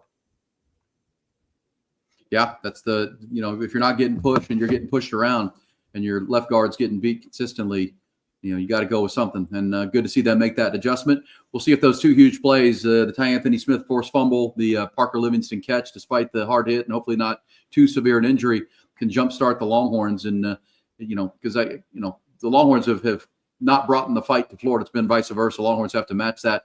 And here's another series. Longhorns are now within 3 points. Hey, E, can you put the super chat back up real quick? I'm not going to be combative. I'm going to answer D Money's question as best I can. This is one of those deals where me personally, I tend to tread lightly on stuff like that. Unless we know what play was called and what the progressions were on said play. You don't know if he's processing it slow, if he's going through his progressions, if the route was slow to develop. Like, there's all different kinds of things that go into something like that. Or, man, I'm not saying it's a bad observation or that you're wrong. I'm saying it's, to me, it's just a little more nuanced than he's processing slower. He's processing. It always is. Yes, I agree. So off coverage again, Cade Phillips in the game, but Texas is playing 10 yards off in the trip set, especially. They're playing 10 yards off, but they're also playing about 8 yards off up top. But they're playing really off coverage here. Vernell Brown's explosive. You got to get that guy to the ground. But it's good play coming up on that first and 10, so it's going to bring up a 2nd and 9. Again, my biggest thing here is Jaden Ball. You got to start slowing down the run game. And there they did. The rest of this stuff just is not going to matter. There's Travis Shaw making a play. Longhorns are going to force a 3rd and lengthy here, 3rd and 8. So and this Florida, is what they haven't done so far in this game is force 3rd and more than 7. Yeah. So Aaron, I don't know if you heard this stat. The guy from the Gainesville Sun was on with us at Coffee and Football Friday morning. Florida is 1 for 27 this season on 3rd and 7 or more. And I probably just jinxed Texas, like the guy who's missed a lot of free throws or something, or the guy who's a great free throw shooter and then he misses one. But Florida 1 for 27 on 3rd and 7 plus this season, or in the last 3 games. I'm right here approaching midfield. If you can get off the field, you get the ball back. Good pressure for the Longhorns, but another open runner across the middle. Jalen Gilbo led it in man coverage behind his receiver, and it feels like Florida's taking advantage of Manny Muhammad not being on this field. They're finding the matchup they want, and they're running a lot of crossing routes here. Good pressure there. They pushed DJ Lagway back. The defensive line, the pass rush did their job. They did a good job. They pushed the pocket. They made him make an awkward throw. That was a really good throw by DJ Lagway, by the way. Florida's been having success with those mesh concepts. Yep. They have catching the Longhorns in man. That's an ill-advised throw, but is there going to be a penalty? No, it's going to be incomplete. Phillips down there along with Xavier Filsamy in the game. This will be a question when Rod gets on in the 3rd quarter, but that to me could be a communication deal where you got to call out whether you're switching or whatever. Good coverage that time. Filsamy undercut the route, and Michael Taff was back there too. But a couple of young guys, Cade Phillips and Xavier Filsamy, making that play. Longhorns got to 2nd and 10 now. Florida 5 of 6 on 3rd downs after going 0 of 13 against Miami, by the way. 5 of 6. Well, and I'll say this, but there we go. Another chunk run. Yeah, they're gashing Texas. Well, the one thing I'll say, I watched the Florida game closely with Miami and LSU. Now watching this, what was more surprising to me is how bad they were offensively in those games. Yeah. Those are good teams. They have good players. I mean, that's the one. I'm sure the Gainesville Sun guy, the Florida guys we've talked to, I mean, these are good football players. And the fact they were that, lame offensively was a mystery. Watching them perform right now doesn't surprise me because they're good and they just hadn't played to this level or even close to it. And look, I think it'll be interesting. I think a lot of Texas fans, with the way Florida's moving the football, 225 yards, by the way, right now. We'll go back and find the Miami game on YouTube or something to say, oh, wait. I got to take a second look at this. But Miami's front 7 really dominated good. Florida. And they can really rush the passer. Ruben Bain is really, really good. But Miami did not. Miami played at another level from what Texas is in their front right now. You're right about that. And it may have been more schematical from Miami. It may have been what they were doing somewhat. But, I mean, look, Florida's got 250 yards almost. There's the freshman Dallas Wilson getting behind Cade Phillips and just a misread. They're really exploiting the right side, which we almost never see because Manny Muhammad's usually out there and he's not. And Florida's going right at it. Yeah, you got Cade Phillips and Filsamy there. Exactly. But that was Dallas Wilson's an elite player. That's a guy that Texas tried to flip from Oregon, but Florida was the one that got it done at the end. He was always going to drift from Florida in the recruiting process, it felt like. Question was going to be who was it going to be, and Florida got that done, and he's a big timer. He should be a first rounder one day. He was extremely impressive in person. Remind me where Dallas Wilson is from? Tampa Tech High School. Okay. Yeah, he's big time, and he's been out. He hadn't played for this team so far this year. He's back kind of like Emmett Mosley for the Longhorns, but we have not seen Emmett Mosley have an impact. We're going to need it to see it because now it looks like Parker Livingston's going to be out. But big opportunity here, guys. I mean, the Florida offense is moving it up to almost 250 yards at will, but you got to force another field goal here. Xavier Filsamy came to play today. Yeah, I mean, that's the whole key is you're just trying to hang on right now, and you got to force a field goal. But again, this is ugly defensively. Well, and I think for Longhorn fans, we just haven't seen this year or last couple of years, we haven't seen the defense get pushed around like this. And really, you can't blame it all on Manny Muhammad not being there, but at the same time, they're going with young corners. They're also losing the line of scrimmage, which has been, not common for Texas. And these are, people are going to be mad at PK for playing soft, but if at some point he expects his guys to win individual battles. Right now, they're not. So he might have to come with something more exotic to shake things up and get after DJ Lagway. Because at this point, we don't know how healthy Lagway's leg is, guys. But at the same time, you got to make him move. You got to push him off his spot and see where he is health wise.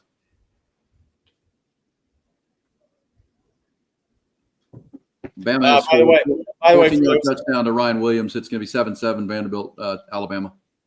For those wondering, Florida had 141 yards against Miami.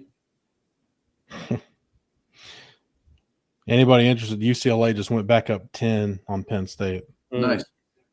I'll just say, I don't think anybody, if you were, paying attention, expected Florida to come out and not be improved from what they had been at LSU, at Florida. But we also haven't seen Texas play this soft on defense. Outside of Ty Anthony Smith making a play on that was something that was going to be a 15 or 20-yard gain, we haven't seen Texas. The linebackers have made an impact. There's been no pass rush. They're just, there's no level of their defense is playing to its expectation right now, and that's why it's coming so easy for Florida. So I'm watching a video of Parker Livingston going to the locker room, very little weight putting on that right leg where he took that shot. I'm just hoping there's not something broken in that leg. Yeah. It's going to be my fear. I'm amazed he held on to the dang ball, man. I know. At the end of the day, that's going to be Longhorns can find a way to slow this down and get back and win this game. That's what it's a huge play. Longhorns needed an explosive, and they got it. And I think 8 out of 10 receivers dropped that ball. So this is where Texas here's where the issue is for me with Texas right now defensively. One of the issues is, do you go big? If you go big, you're taking, even though Colin Simmons hasn't been the Colin Simmons that any of us, any fans, anybody, probably coaching staff expected this year. Do you take the pass rush off the field and go bigger here to stop the run? Because the two Florida backs have 18 carries for 102 yards. 18 for 102 with 5 minutes to go in the first half. Yeah, it's been a physically imposing game by Florida, who hasn't been able to impose their physicality on anybody so far, and that's the disappointing part for the Longhorns. But still a lot of football left here. Halfway through the second quarter, Longhorns, if they could force a field goal here, go down, get a score of their own, you've got a ball game into the second half. But go down 10 points here. A lot of momentum in that Swamp crowd if they can put a touchdown. I think this is a real big series right here to try to force a field goal, not give up a touchdown. Well, I think even if you give up a touchdown here, regardless, Florida should get points here. Right. So regardless whether it's 3 or 7, that the 5-4 minute drive right before the half is huge, because you could get the 2 for 1, get the ball back to start the second half. And there's a touchdown to Dallas Wilson on a RPO, and the Longhorn secondary is getting torched right now. The run game's getting torched, as Jerry just been, but the receivers are no Manny Muhammad's hurting this team, and they're finding the mismatches. And DJ Lagway's playing great. 12 of 16 now, 141 and 143 and a touchdown. Dallas Wilson, the freshman, is having a big impact in this game. I'm not the world's foremost expert on defensive back play, but I would think in the red zone, you gotta get a jam on that guy. Like, you can't give him a free release. You can't give up inside free release either. Yeah, it's just coming too easy for Florida right now. Outside of the Ty Anthony Smith punch fumble, there's not much resistance from this Texas defense. No, and that's 4 possessions, 3 scores. The only one that they didn't score was when he forced the fumble. It's been way easy for Florida right now, which everything was hard for them. This is jarring. Like, I didn't think Florida would score 17 points period on this defense, let alone 17 and a half. Well, and that's just bad coverage right there, guys. I mean, there's no – I mean, he's 7 yards off the ball to begin with. He gives up inside leverage in the red zone. I mean, nothing about that was good. There was nothing about that was good. I mean, you just look, we're not rerouting. We're not disrupting their timing. And if you're not going to disrupt their timing, there's only two things that can happen. You get great pass rush, and there's Lagway again with his leg. He's going to be limping the whole. So you either have to get great pass rush or you have to have great coverage because you have no margin for error. No. If you're not going to disrupt the timing of an offense, you're down to zero margin for error. So it comes down to just winning individually and having great coverage, playing 8 yards off. And you have to be a perfect technician playing 8 yards off in football. I don't know, man. I disagree with this soft coverage in this game. I just disagree. Go back and watch what teams did to Florida. Yeah, they attacked them, and Texas is not. And is that PK playing scared because he doesn't have his best cornerback out there, and a lot of young guys are having to play? Same time, you got to go with what you got, and you got to get after this team. They're being dictated to.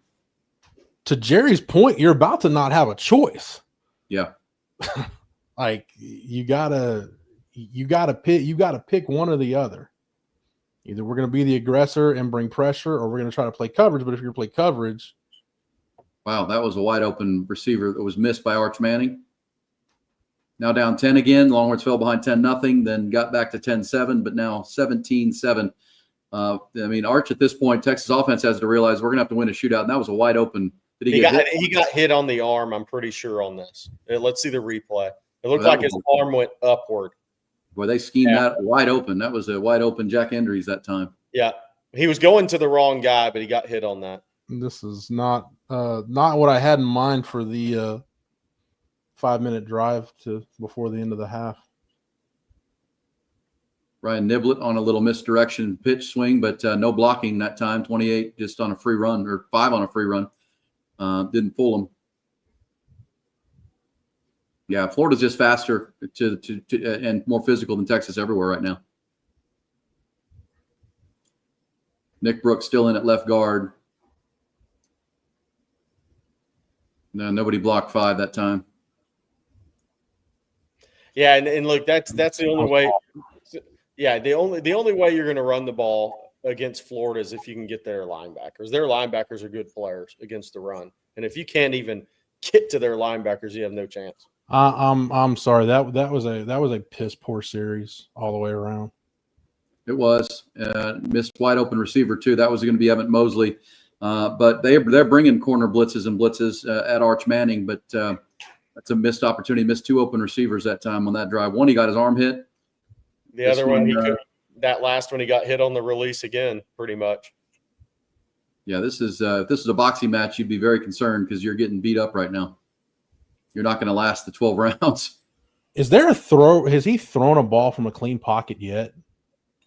No, the only ball down the field he wasn't hit on a release or right on the release where he hadn't been able to follow through has been the Livingstone, and he has sat the sidestep and then up into the pocket.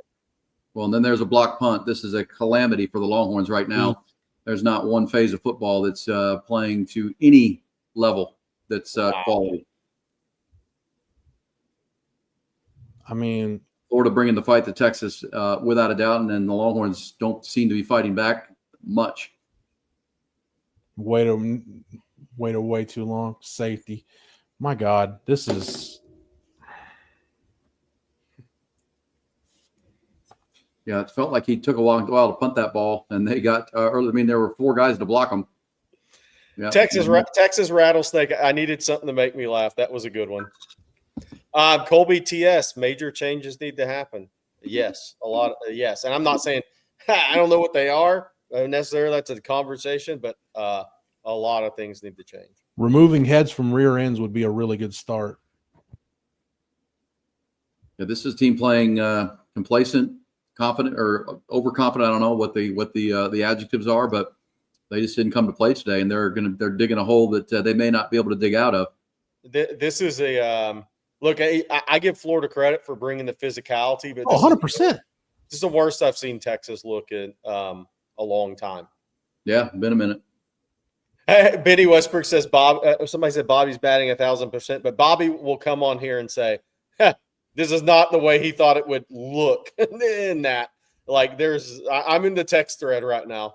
but this is not. This is worse than any predictions. 3-2, 4-1, wherever you're at, would have seen coming. Bobby. Did Bobby pick Florida to win? Bobby picked 3-2 to start the season.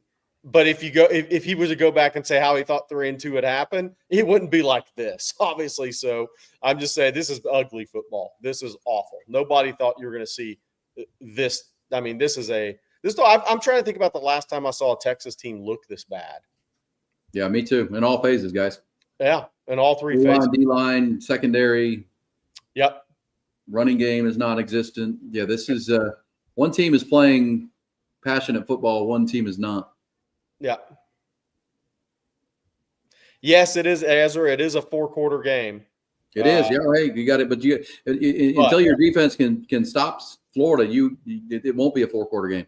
Ryan Nelson says Arkansas 2021. Yeah. I mean, this will not be a 4-quarter game if Texas can't start getting some stops and not giving up gash plays. There's Colin Simmons making a play for you right there. Negative play. Because right now the Florida is averaging 7 yards a play. Yeah. You're not going to win this game if you ever give up 7 yards. But on first down, a 3-yard loss. So let's see if the Longhorns can build on that. There's a guy right there in Colin Simmons winning the individual battle. Look, the craziest thing about this game is Florida could not run the ball on LSU or Miami. Nope, not they for. Couldn't run the football on either one of those teams, and the starting running or ball is 13 for 65. How about Colin Simmons, guys? Back-to-back negative plays. There is a flag down. I think they picked it up. I don't. Whoever's running stat broadcast in Gainesville is on the struggle bus. They called holding on Florida, but Texas may decline that because it's going to be 3rd and 14.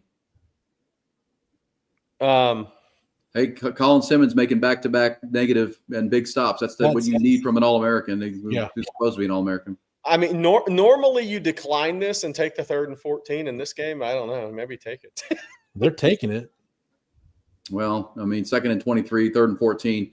Neither are. I mean, if you don't have confidence to stop a 3rd and 14, where are you at mentally as a coach right now? I agree with that. Wow. I'm surprised by it. I mean, 3rd and 14. Against a team that's been terrible again on long 3rd downs this year. You do not – Colin Simmons with his right elbow wrap. You do not see that very often. And we're going to run the ball. Now it's going to be 3rd and 20. I wonder if Sark kind of felt like they were going to do something simple there. And so now it's 3rd and 23. Colin Simmons again. Colin Simmons is he's waking up. Yeah, well, it's about time. Somebody on that defense has. Somebody's saying call timeout, Sark. I agree. The clock's going to let the clock run all the way down. You got 3 timeouts left. Clock ran out to the 2-minute warning.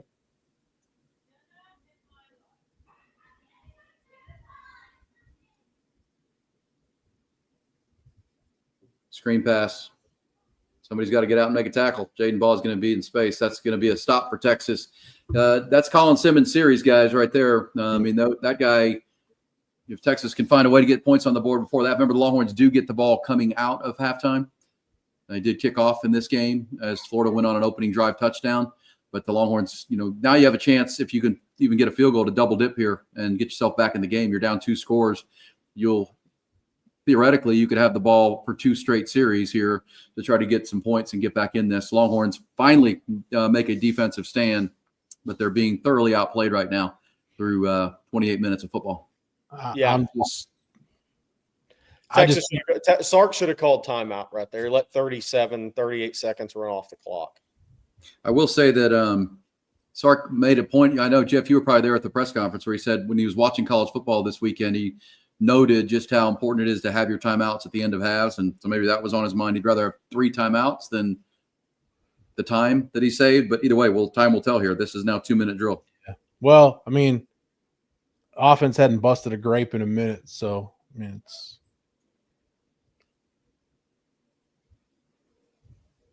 Nope, they have not. I wonder if that's part of it too, Jerry. If you're at the point where you're thinking, hey, if we go 3 and out, I don't want to give them. The problem is if that's where no, I mean if Arch gets hurt, but what I just Arch is getting hit on every throw. I mean, the guy's not had really a chance unless it's a waggle to make a clean throw. Yeah. If you're coaching with that mindset, man, you're in a bad spot. I mean, if you're coaching with that mindset, you're in a really bad spot. Yeah, I think Sark is probably reeling a little bit right now. He has not seen his team play like this with this lack of physicality and effort at all. So I think he's probably a little bit surprised too. But you did get a stop. Colin Simmons did stop, make 2 straight negative plays, which led to a get off the field. Again, you got to look for the positives here. The positive would be getting the stop now, go score, get the ball back, and see if you can right the ship in the second half schematically and make some adjustments. But you've got to have points before the half here, knowing you're getting the ball coming out. And you can't. Hold on. Ike Arelis says excuse. I'm making excuses. I'm not making excuses. I'm just talking, dude. I was hard on Quinn when it was time. I've been hard on Arch. Do you not listen? If you don't listen, why are you here? Have you missed the last 3 weeks? When I said he went mental, if you don't like it, you don't have to be here, dude. I'm just being real. Says, what happened to Manny? How long is he out for? Manny Muhammad did not start in this game and didn't play. He was we don't really know. It's a mysterious injury. We're not sure what it is. He's just out. Billy Napier out coaching PK. Well, I mean, his players are out physically Texas players right now. I mean, I think the point of playing soft coverage, playing soft, maybe leading to some of this soft play, and you need to be aggressive and let these guys run and get it. But what you need, Pete Kwiatkowski, to Josh's point, or super chat, Pete Kwiatkowski didn't dial anything up. Colin Simmons went and made 2 plays. Yep. Got off blocks, made 2 plays. That's not coaching. That's the players making plays. Florida so far in the first half have their players making plays. So if that's out coaching, then yes. But at the same time, players have to step up here. Yeah, players have to step up. Look, it's there's nothing to really point to right now in this first half. It's atrocious. I mean, Florida 263 yards. That's atrocious. Leslie Nilsson says Florida's better than we think, or we're pretty bad. I think Florida has really good talent. We talked about this all week. Florida's got really good talent on their team. Yeah. They just have not played well. But we said, look, defensively, they're a good team. Talent-wise, they've got talent. It's not about talent. Like with Texas, how bad Texas is playing, I don't think it's about talent. I think it's about performance. Golly. Now the special teams guys. I mean, they got 3 guys back there. Nobody fields it, and the punt ends up bouncing 20 yards further. Yeah. I mean, I don't know what they're doing. They were playing punt safe, and nobody came and fielded the punt. And now it's going to be inside the 20-yard line instead of catching it at the 30. Yeah. That makes no sense. I think Ty Anthony Smith wanted a flag for hitting a return man, but I mean, either way, somebody's got to go catch that ball. Yeah. That's the difference in a 2-minute drill, that's the difference in 15, 20 yards. Yeah, that's big. That's huge. Well, now it looks like Florida's only got 1 timeout left, but Trey Wisner coming back was supposed to be a jump start. Trey Wisner's done nothing in this first half. He caught a touchdown, obviously, but on the ground, 1 carry, 6 yards. And we talked about this going into the week. If you can't get a hat on the Florida linebackers, you are not going to run the ball against them. And Texas is not getting a hat on the linebackers in this game. No, there's false start.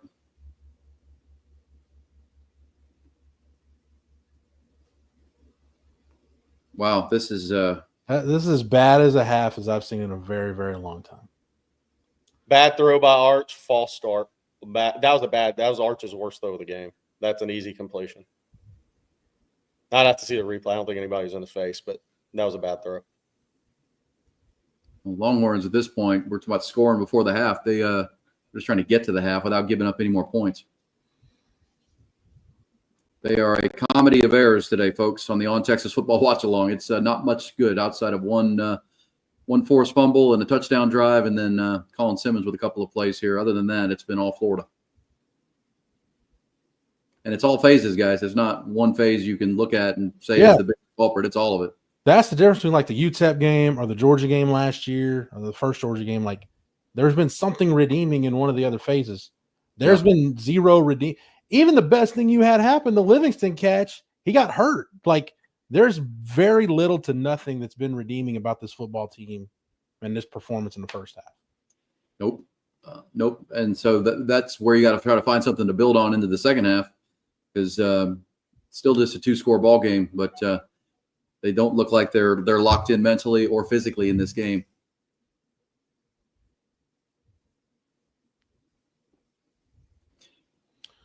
What are we doing here? So it's here's where it gets interesting. What Florida has 1 timeout, 2 timeouts left, right? So you cannot run the football. They're just going to call timeout. So you got to go try to get a first down because you're punting. They'll get the ball at the 50-ish after a punt. So you got to call timeout here. Yeah, they're not. They're going to let it go. They're going to save it in case they need it. But Billy Napier has not been accused of being good with his own clock management. Wow. So I can't believe he's not calling a timeout here. Yeah, this is why Florida fans are frustrated with their head coach too. What in the heck? Call timeout, dude. You got 2 left and force a punt. He could shank a punt. If Booster probably wouldn't shake a punt, but if he happened to shank it, well, they just blocked a punt. I mean, yeah, you're a throwaway. You're a throwaway from being a field goal position. Yeah, this is okay. He finally called one. Okay, I was like, what? Let 15 seconds run off the clock. Yeah, this is a 3-phase nightmare of a half for the Longhorns. And one thing that occurs to me is we're approaching halftime down 12 points is Florida's already played a conference game. They've already played a game in Miami that simulates a conference game. They're ready for conference play. Texas is not ready for the SEC right now, and that's on Sark. That's on the staff. Yeah. And this team's not ready for the physicality that are coming the next 8 games. Yeah, no, this is again. I've seen last time I saw Texas look this bad. Ryan Nelson's at Arkansas 2021. I mean, physically, this is terrible. Rough. Wow, and then there's the sack, and just a perfect way to end it. I mean, nobody blocked 33. Offensive line's getting destroyed. Arch is under constant pressure, and the Texas Longhorns have barely pressured DJ Lagway at all, who's had a great first half. Yeah. Connor Stroh getting whipped that time. Yeah, they're having a hard time at left guard right now, guys. They don't really have one. Yeah, can't be a waist bender in this game. If you bend at the waist, you are done against good athletes. Can't be a waist bender. Only thing positive is it's going to get to the half before they have to punt the ball again. Longhorns, disastrous first half, but they're in it. They're down 12. They'll get the ball coming out of half. That quarter was brought to you by Driven Auto Service and Garland Transmission and Service. One is in Buda, Texas. One is in New Braunfels. They're the sister companies of our friends at Driven Auto Sales. So check them out. They're phenomenal. 5-star reviews across the board. Just have my car into Driven, getting some brake work done. Can't recommend them enough. That's Jeremy Jones and the team at Driven Auto Sales. They also have 2 shops, one in Buda, one down in New Braunfels. I want you to get in there and check them out. They are phenomenal. If you live in South Austin, if you live in Buda, you live in New Braunfels, San Marcos, any of those areas, that's where you should be taking your car every single time. Save you a lot of money. Great service, great people, straight shooters. That's all you want when it's time to get your car fixed. Things are going to happen. Maintenance is going to be needed, and you can do it at Driven Auto Service in Buda and Garland Transmissions and Service in New Braunfels. That one in New Braunfels is right across from Buc-ee's on the other side of the feeder of I-35. Buc-ee's on one side, Garland is right on the other side. So check them out. All right, first half, 19-7 is your score. The Longhorns only 87 total yards, guys, 263 yards for Florida. DJ Lagway was phenomenal, 13 of 17 for $160. They also ran the ball at will against Texas, 113. I'll be interested to hear how this locker room goes. I mean, this is a team that was not ready for the physicality of the SEC, even though they said they were. They showed that they could be against Ohio State in week 1, but man, that is, as you guys have said, as bad a 30 minutes of football as we've seen from a Steve Sarkisian team in a long time. Yeah, I mean, aggressively optimistic Texas fan, which is funny coming from him. I know the chat's moving so fast. Hold on. What he said is pretty much it. Absolutely unacceptable. That's what the first half was. We're not going to aggressively optimistic Texas fan says absolutely unacceptable. Very fitting. Very fitting. That's exactly what the first half was. Girded loins. I'm with girded loins. Said good half, boys. Literally did everything we said couldn't happen. Yep. Yeah. I that's like the thing that is of all of it is the worst to me is Florida running backs have 19 carries for 99 yards in the first half. After Florida could not run the football against Miami or LSU if the game depended on it. They couldn't run it. And they have 19 for 99 in the first half. Yeah. I'm excited to hear, eager to hear what Rod Babers has to say coming up when he joins us in the third quarter, because he's, I'm sure he'll be talking about the off coverage and the defensive backs. But let's talk about. Here's a good one. We're walking around like the field, like the old days, entitled. That's what it feels like, right? If we haven't seen that under Sark, they play with the physicality, they play with culture. Even when they've lost, they've played tough physical football. That's not the case in this game. They weren't ready for this one, guys. The adjustments that can be made. I mean, if you're Sark now, you can yell and scream about it, but like the chat will. But what do you do about it? If you're PK, you're getting toward. I mean, you got to get after this quarterback. He's limping around.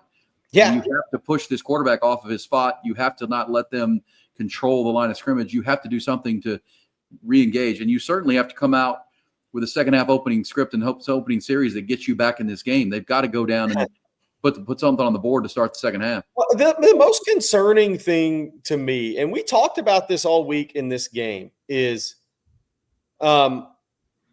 Miami especially brought the heat on DJ Lagway and made him uncomfortable. And we talked and said, okay, Sark doesn't like to bring – PK doesn't like to bring numbers. He likes to play the bend, but break, don't defense, break defense, bend, don't break. But that's not how Miami had success against this Florida offense. And we wondered, okay, will Texas break tendency a little bit, bring some numbers, get a little more aggressive in their secondary? And Texas came out playing 10 yards off, easy pitch and catches for DJ Lagway, a quarterback that was lacking confidence coming into the game. Easy pitch and catches to start. It's like Texas just has a lot of confidence in their players and in their scheme, but Miami brought the heat. They brought the heat on DJ Lagway. And Texas just came out and said, we're just going to do what we normally do, and we're going to play 10 yards off, and what happens? The guy gets comfortable. But then you just get beat up physically. But the start of this game to me was – I'm just like, wow, this is not what Miami did. DJ Lagway was playing under duress, and instead it's Arch Manning in this game that's playing under a great deal of duress on about every snap except two, and DJ Lagway got very comfortable early in this game.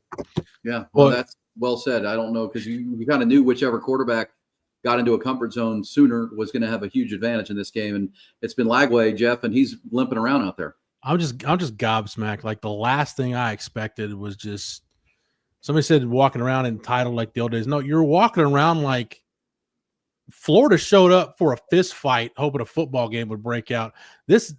I haven't said this about this is a question I asked a lot during the Tom Herman era and the Charlie Strong era and late Mac Brown. The hell did you guys do during a bye week? Like, yeah, what y'all doing? Because it doesn't look like you planned anything. Like, you just expected to just show up, roll the ball out, and beat Florida. And they showed up, they hit you in the mouth, and you've just been kind of staggering on the ropes the whole half and haven't been able to catch yourself. Yeah, did you, as Jerry just said, Jeff, I mean, it's almost like you had a game plan going into the offseason of how you're going to attack Florida, and you didn't watch the Miami game. Like, you didn't go back and watch. I'm sure they did, but did you watch what Miami did and what LSU did to attack this offense? Because you've come out and done the exact opposite. That doesn't make any sense. You can't just say it's because Manny Muhammad's not playing. No, we're way beyond that. We're way beyond that at this point. I mean, your game plan is not, and so the players are not executing at the same time. It doesn't feel like they are, it's a copy and replicate league and game. You should take what gave them trouble and continue to do it until they prove they can beat it. They've done the opposite and played soft. If I'm Sark and Kyle Flood, I got to change something on the offensive line, Jerry. Like you can keep rolling the exact same 5 out there where they are and hope it gets better, or change some. Like I like the change move, putting Nick Brooks in there at least. Just something. Only time you got movement in the run game, by the way, was Nick Brooks and Trevor Gooseberry on the left side. All right, let's get to some super chats real quick before Rod. Wide receivers are getting open deep, but yeah. I mean, look. Can Arch get the ball out of his hand quicker? Arguable for sure. Is the offensive line giving him enough time to actually let the play develop and get step into a throw? Absolutely not. Everything he's getting hit on every single throw, or he's having to maneuver the pocket on every single drop except one. So it's not, when you want to throw the ball down the field, you have to have time to let these plays develop, and then you have quarterback has to be able to step into the throws. Nothing good about that. Is it time to have a discussion about Flood? I mean, look, any discussions are up for anything at this point. I'll say that. But look, Texas has a bunch of players that are recruited by all over the country by a lot of universities. So, I mean, Texas has talented players. Yeah. Banks too. I mean, I think everybody will be up for discussion if the second half doesn't get better. It's going to be crazy. Texas better get physically violent or disciplined, or this game is going to get worse than fast. Do we not need the defensive lineman before? Did we not feed the defensive lineman before the game?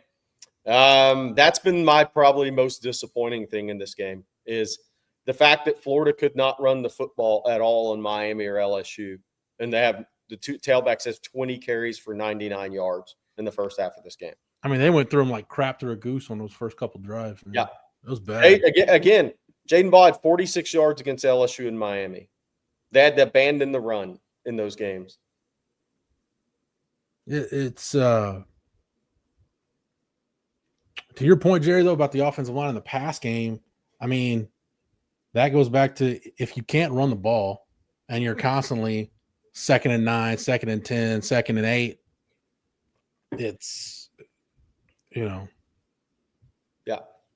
Everyone who's making the Arch comments don't help if you're getting drilled every time you – I mean, look, yeah. I mean, Arch has missed a couple throws, and my question is he waiting? Is he holding the ball too long? Is he not seeing it quick enough from the quarterback perspective?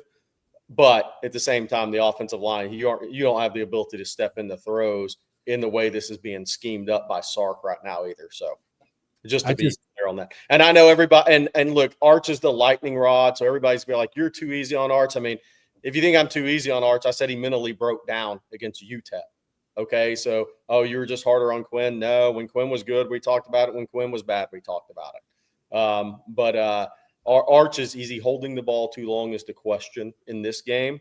Is he not seeing it quick enough? But the offensive line is not allowing for him to actually – he's getting hit on every throw except 2. There's something to that too. And here's Ike Realist. Oh, you didn't. Yeah, I did, dude. Go back and listen to the shows, or you can go somewhere else. Doesn't really matter to me, dude. All right, Sark is stealing money today. Totally unprepared for this game. Texas unprepared team today. Rod Babers, you're here. What you got, Rod? Oh, man. I don't know where to start. I got a list here, but evidently not. You didn't listen to everything, but keep going. You're wrong. I mean, I'm at the point where in my first half analysis, I may just fart into the microphone because that's about. I'll see you on the about what the first CG. half. Yeah, Rod. I mean, let's start with this because that's your defensive back. I mean, the soft coverage against a team that, they let – it feels to me like PK, maybe without Manny Muhammad, let DJ Lagway get in a real rhythm against really soft coverage. I don't – as Jerry is saying, if you watch the Miami game or the LSU game, they were up and making it tough on the receivers. Texas isn't rerouting anybody. I mean, it starts with that on defense, but it's pretty much everything in all phases right now. I think the most troubling thing, and shout out to my man Stevie Lee because he's been saying this for a couple of weeks. Your D line's getting blown off the ball. I mean, that's just period. They're getting moved. Mm-hmm. Just go pause it after like a half a second after the snap, and just go look at the line of scrimmage and go look at your D tackles. They're moved back. Yep. Like that ain't a good sign. So that's number one. Like I said, shout out to my man Stevie Lee. Watch the trenches. He's been saying that on the winning drive for a while.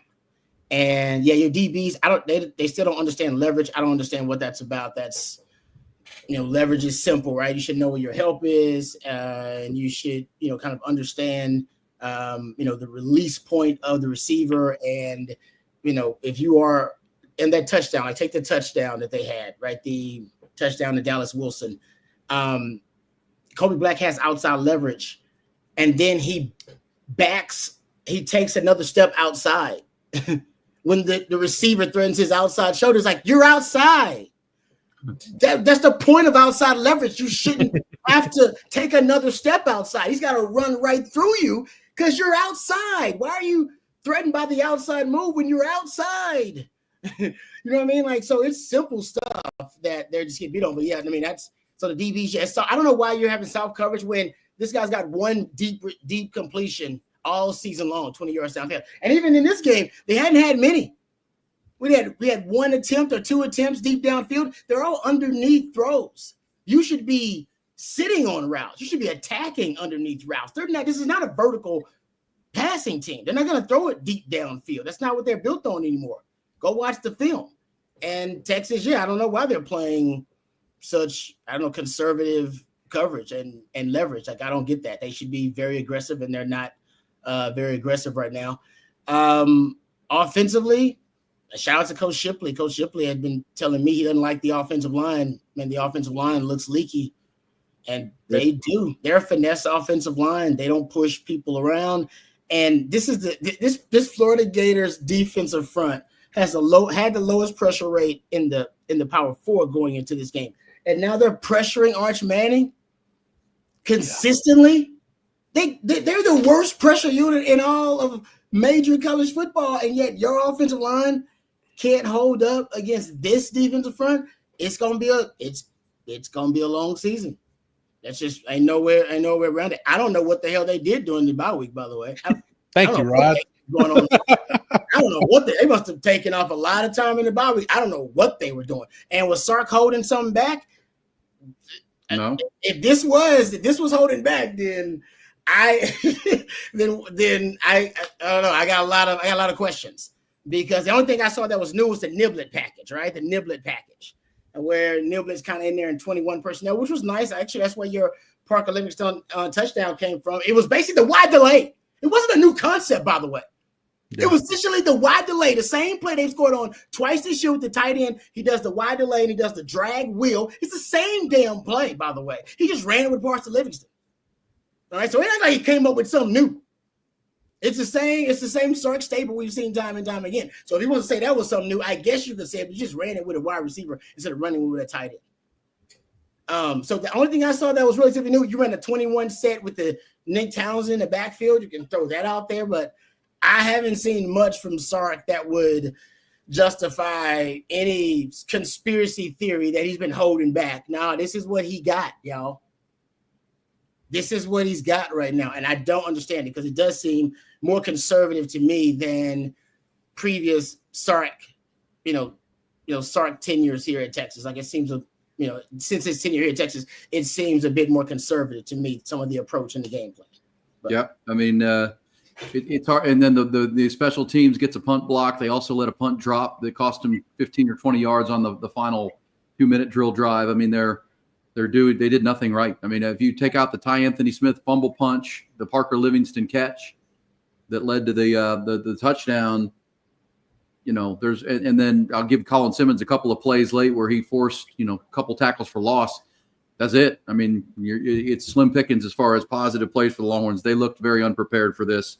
And the physicality of the SEC against, let's be honest, guys, a desperate team. This is a desperate team that's lost 3 straight games. You kind of figured if they're going to make anything out of their 2025 season, they've got to make a stand sometime coming back home after 2 tough road losses. And they're playing with passion. They're playing like they're taking a stand, and Texas is just, taking it. And as Jeff said, they came for a fist fight, and Texas did not. The one stat that's standing out to me, Florida came into this game 15th out of 16 offenses in the SEC in runs from scrimmage of 10-plus yards this year. Through the first 4 games, they had 13 10-plus yard carries through the first 4 games. They had 5 in the first half of this game. Yeah. God. I mean, it's not like Billy Napier reinvented the wheel during their bye week, and they're coming out with. I mean, they're just running simple zone runs and just caving in the front side. End of story. I mean, I wish I could be more nuanced, but I can't. It looks like it's that simple. Like you're just losing the battle at the point of attack, and that is the one thing that I would not have guessed would happen with this team. As good as Florida's offensive line is, I would not have guessed that would happen with this team. You are bad in the trenches right now. Just in this game, I was saying bad overall, but right now you're bad in the trenches. That's when you're getting just whipped in the trenches, especially at the point of attack. I mean, go watch when Florida wants to run a specific concept and and exploit and attack a specific area of the defensive line.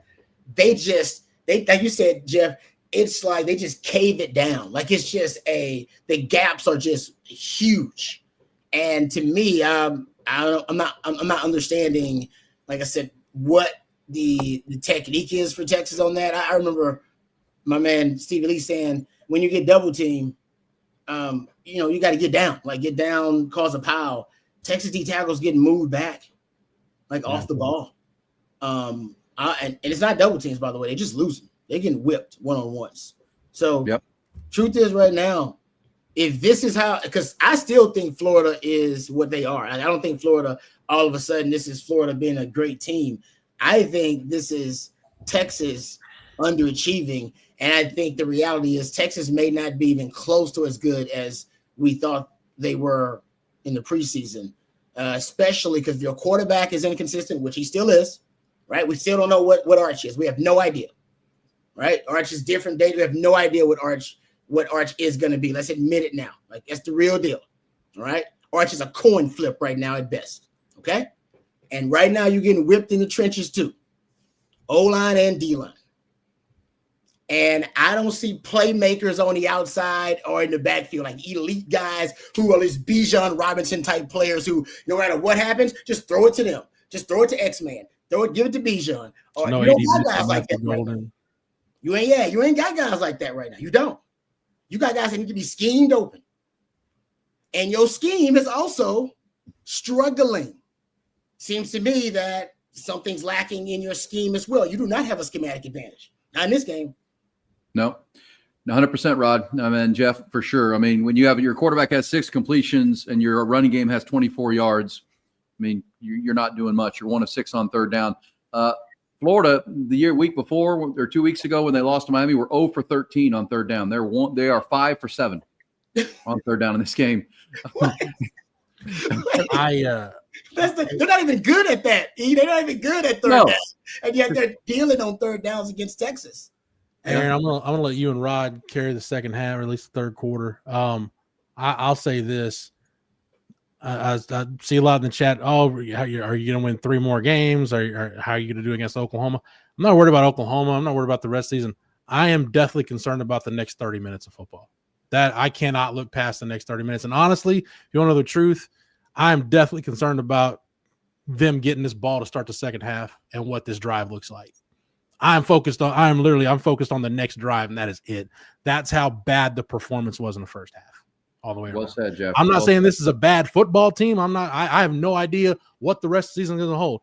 But that 30 minutes was as bad as I've seen this football program look in a very long time. Because, Aaron, you said it several times the first time. It was all 3 phases. It wasn't like the defense is playing well, but the offense and special teams aren't. All 3 phases, you had monumental gaffes that have gotten you behind the 8 ball. And that's just – I did not see that. We have not seen that from a Sark team in a while. That's why people are mentioning the Arkansas game of year 1.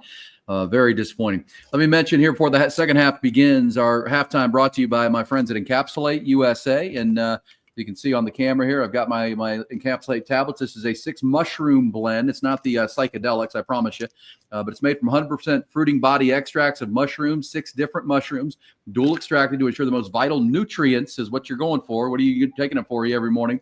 Nutrients, and the benefits include take it on empty stomach in the morning. It does wonders, reduces my inflammation, increases energy and mental focus, pretty much eliminated my need for morning coffee or caffeine. It is third-party tested, safe to consume daily. And if it sounds like something you'd like, I highly recommend it. EncapsulateUSA.com. It's available on Amazon, or just go into their website, EncapsulateUSA.com. If you use the promo code EHogan, EHogan, they're going to give you 10% off your first order at encapsulateusa.com. 6 mushroom blend. Just go to the website and read all about it. And, I'm explaining what it is and why I take it, but you can find out all the benefits for yourself. They have the full rundown at encapsulateusa.com. Use that promo code EHogan, and they'll get you that 10% off. Recommend it. Encapsulate bringing you halftime. We'll get into the third quarter here coming up. But as bad a half as we can remember, Rod Babers, as bad a half as we've seen. I mean, and, go back to the Georgia game last year. The first half offense was just, Quinn got benched. It was awful, but the defense was fighting. The defense was trying to keep you in the game. There is just no phase right now, that is playing to, close to an SEC level. There's not one phase. Very few bright spots, right? You got the Colin Simmons drive where he basically made like three plays in a row. That's kind of a bright spot, but not Parker Livingston obviously showing up. But then you got the downside that him getting the injury and being out of the game. So it's, I'm with you. I think Parker's back out there, which is also good.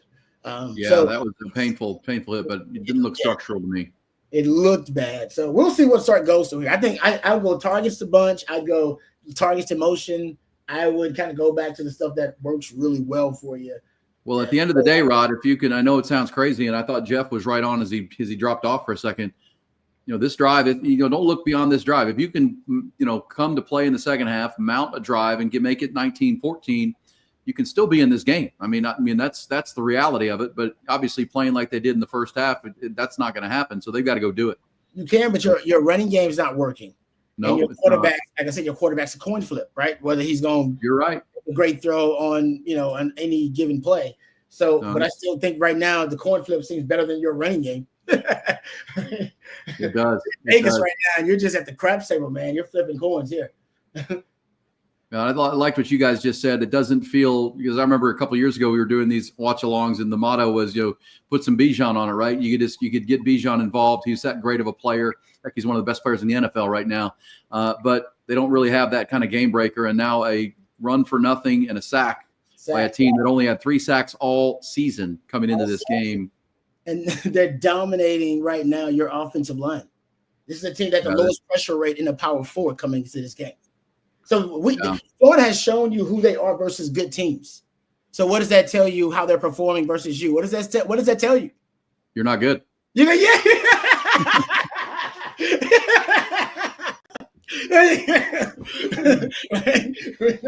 That's what I know. That's all I know. I know when I watch the film, I know how Florida performs versus good teams when they played 3 of them in a row. Even South Florida is a pretty good team. They played 2 ranked teams, highly ranked teams in a row. And I saw what they are. I saw what they presented when they played good teams. They folded up. I saw what they are. They when it was revealed to them, they knew exactly who they were and they performed like it. Against Texas, they look like they should be a top 10 team. That says more about you, Texas, than it does about Florida right now, in my opinion. Well, and you said it a bunch since you jump on here, Rod Babers, but they're getting pressure constantly on Arch Manning without having to bring extra people. And that was not something they were able to do against Miami. Let's be fair. Miami has one of the best offensive lines in the country. But Arch needed to pull the trigger there and push that ball down the field. He did not. There were open receivers down the field. He's got to throw that. But in the end, this is not a defensive front that was getting pressure against Miami. Miami's got the best offensive line in the country, arguably.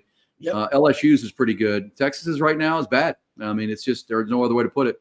They're not good up front, and that's a problem for Kyle Flood, because the issues we saw in that first half are not just something you snap your fingers and you fix. I mean, I think that's the point you're making, that your quarterback is not going to carry you down the field right now. We're not looking at an elite quarterback right now. No real scary playmakers, and at the same time the O-line needs to be better, and they're not. Now we'll see if the defense, and you've got 30 minutes of football here, can the defense bow up? That's been the unit that you have been able to lean on and trust.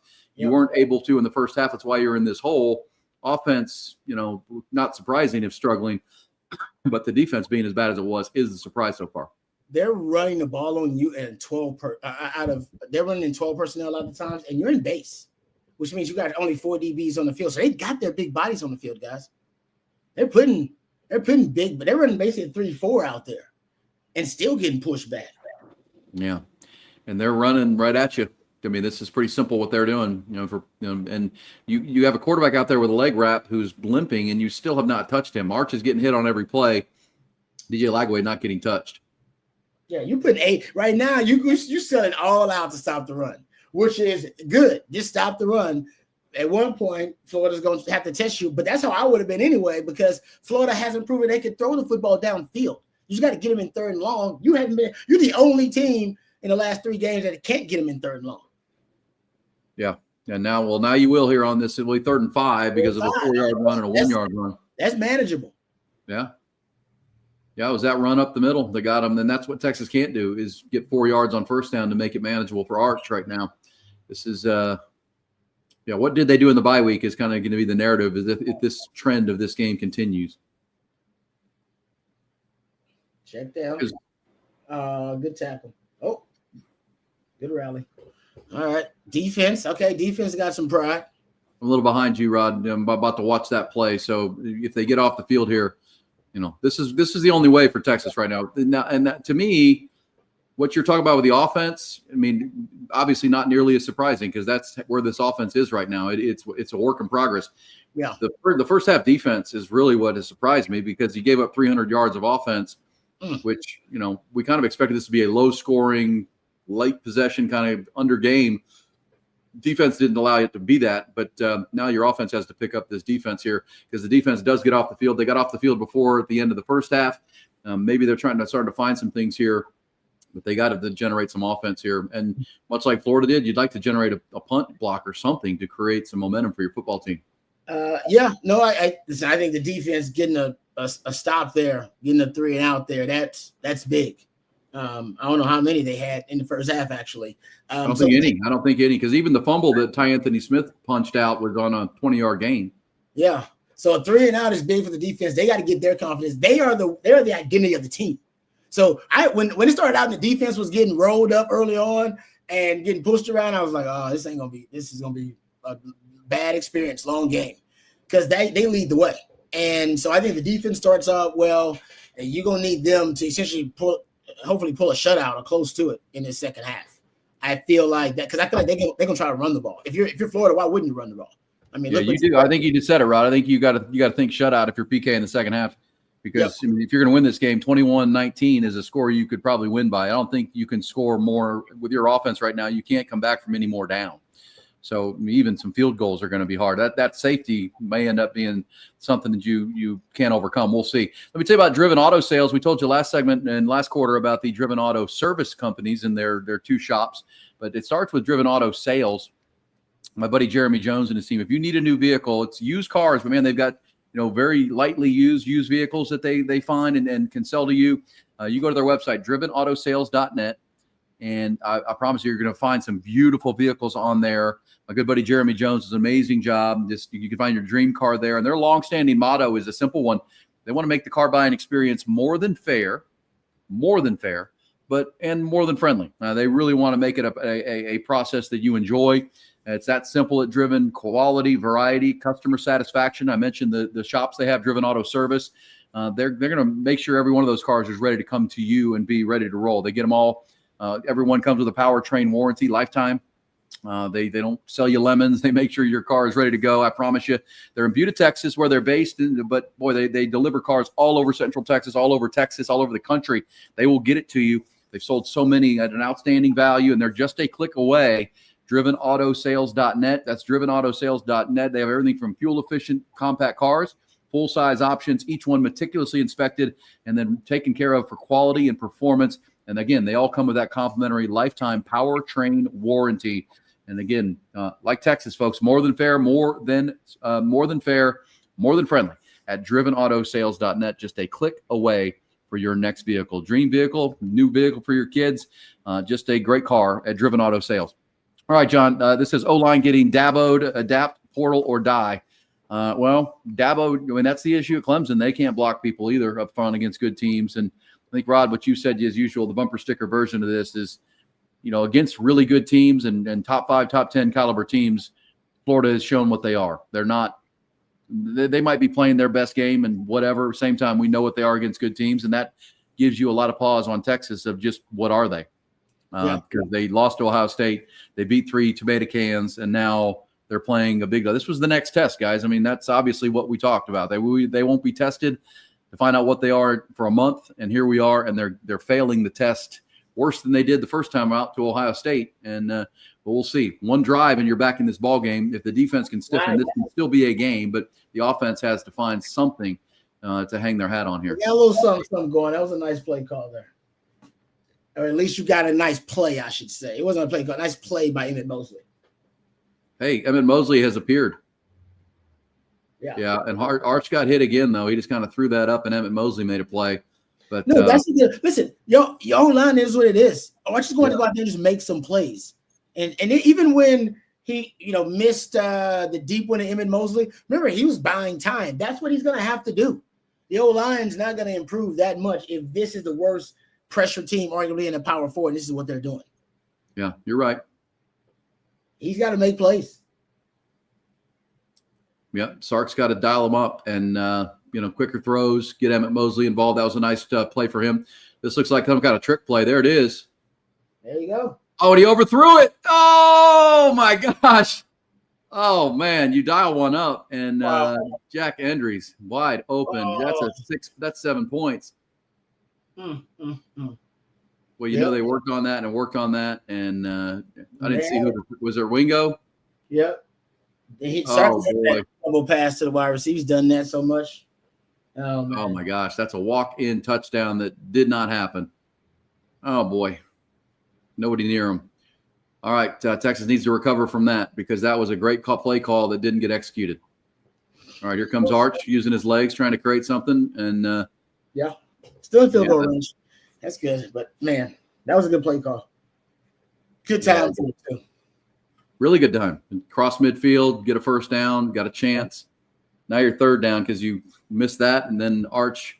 And those are plays where against Sam Houston, Arch could get the corner. You're not getting the quarter against Florida on a play like that. Ooh, man. I guess he's talking about playing it safe. All right, I didn't see it. I'm about to catch up to you. It's a little safer. It's conservative play call. I think unless Sark is going for it. Which you better take. Yeah, he's not. He's taking the points. Okay. But it's a conservative play call. Boy, oh boy, man, that play. I mean, you think about this game. If they get a touchdown there, and the confidence that shoots in, it was a great play call. It's about trusting your young quarterback. Like I say, he's a coin flip right now. He could throw a pick in there. He's a coin flip right now. Right. Yeah. Red zone. I'll give Sark some grace here, credit here.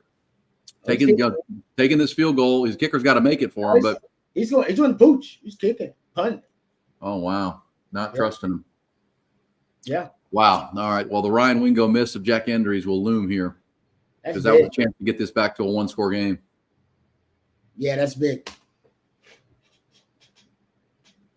Okay. Now, see if your special teams, which, golly, they're not doing much right now. I mean, that you got a chance to pin them back and just bad bounce that time. Yeah, that lack of execution. They had a chance to have one of those early on the game. It was the first punt, I believe, right? Where the two gunners they had to review it. And more. They kind of mistimed it, or at least I think Niblett let the ball go over the line. They've had two opportunities to make big plays in the punt game in this game to flip field position, and they failed to do it. Yeah, that's going to be, that's my 35 minutes into the game observation. Because if Ohio State was the first test and this was the next test, remember, you got more time to study for that other test. That first test, you got 3 months of an off season to study for that test, and you had a little preview because you just played them. So you knew you were going to be ready for that game because there was familiarity. Now, I always say, past that, Sark, when you get done with that big non-conference test, the one you prepared for 3 months, now into the real season, right? We get to it. It's week to week. You only got 5-6 days to prepare for every opponent. That's the reality of it. How do you, as a coach, how do you adapt to that? Remember Tom Herman? When Tom Herman had a damn month to prepare for an opponent, and basically after the season was over, he was great. as a coach. But that's not the real season. Just like that non-conference opponent, it's sexy, but that's not the real season. The real season is the SEC, week to week. And you're right.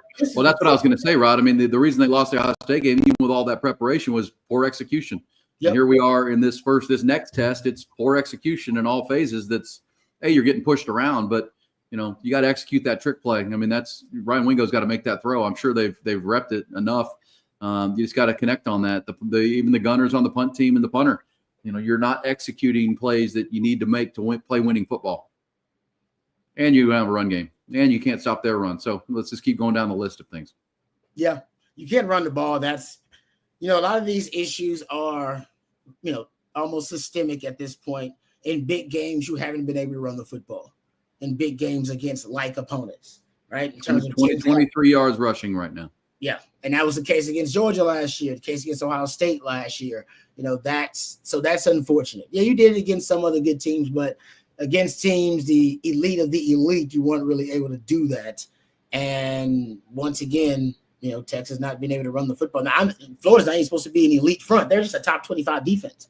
This is not an elite defense, by the way. It's a top 25. They're good. They're good. But they're not elite by any stretch of the imagination. So it's disappointing that Texas hasn't been able to make more plays offensively versus Agreed. Well, and you're right, 23 yards rushing to 118 for Florida. Right now it's the difference in the game because G.J. Lagway has had play action and really be a comfortable pocket. Texas has no run game, Arch Manning.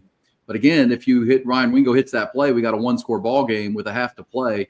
That's the kind of stuff when you're playing like this, you've got to take advantage of those opportunities that they had right there. We'll see if they can get off the field again. But Florida up 19-7. Third quarter brought to you by Driven Auto Sales at drivenoutosales.net. Jaden Ball was a huge factor in that first half with 13 carries for 66 yards. See if what the Longhorns need to do is put some pressure on Florida and see if they'll do it like they've done before and collapse a little bit. They've been fragile to that, but you got to put some pressure on them here. Got a penalty by Florida, so it's good. Good false start. Back them up.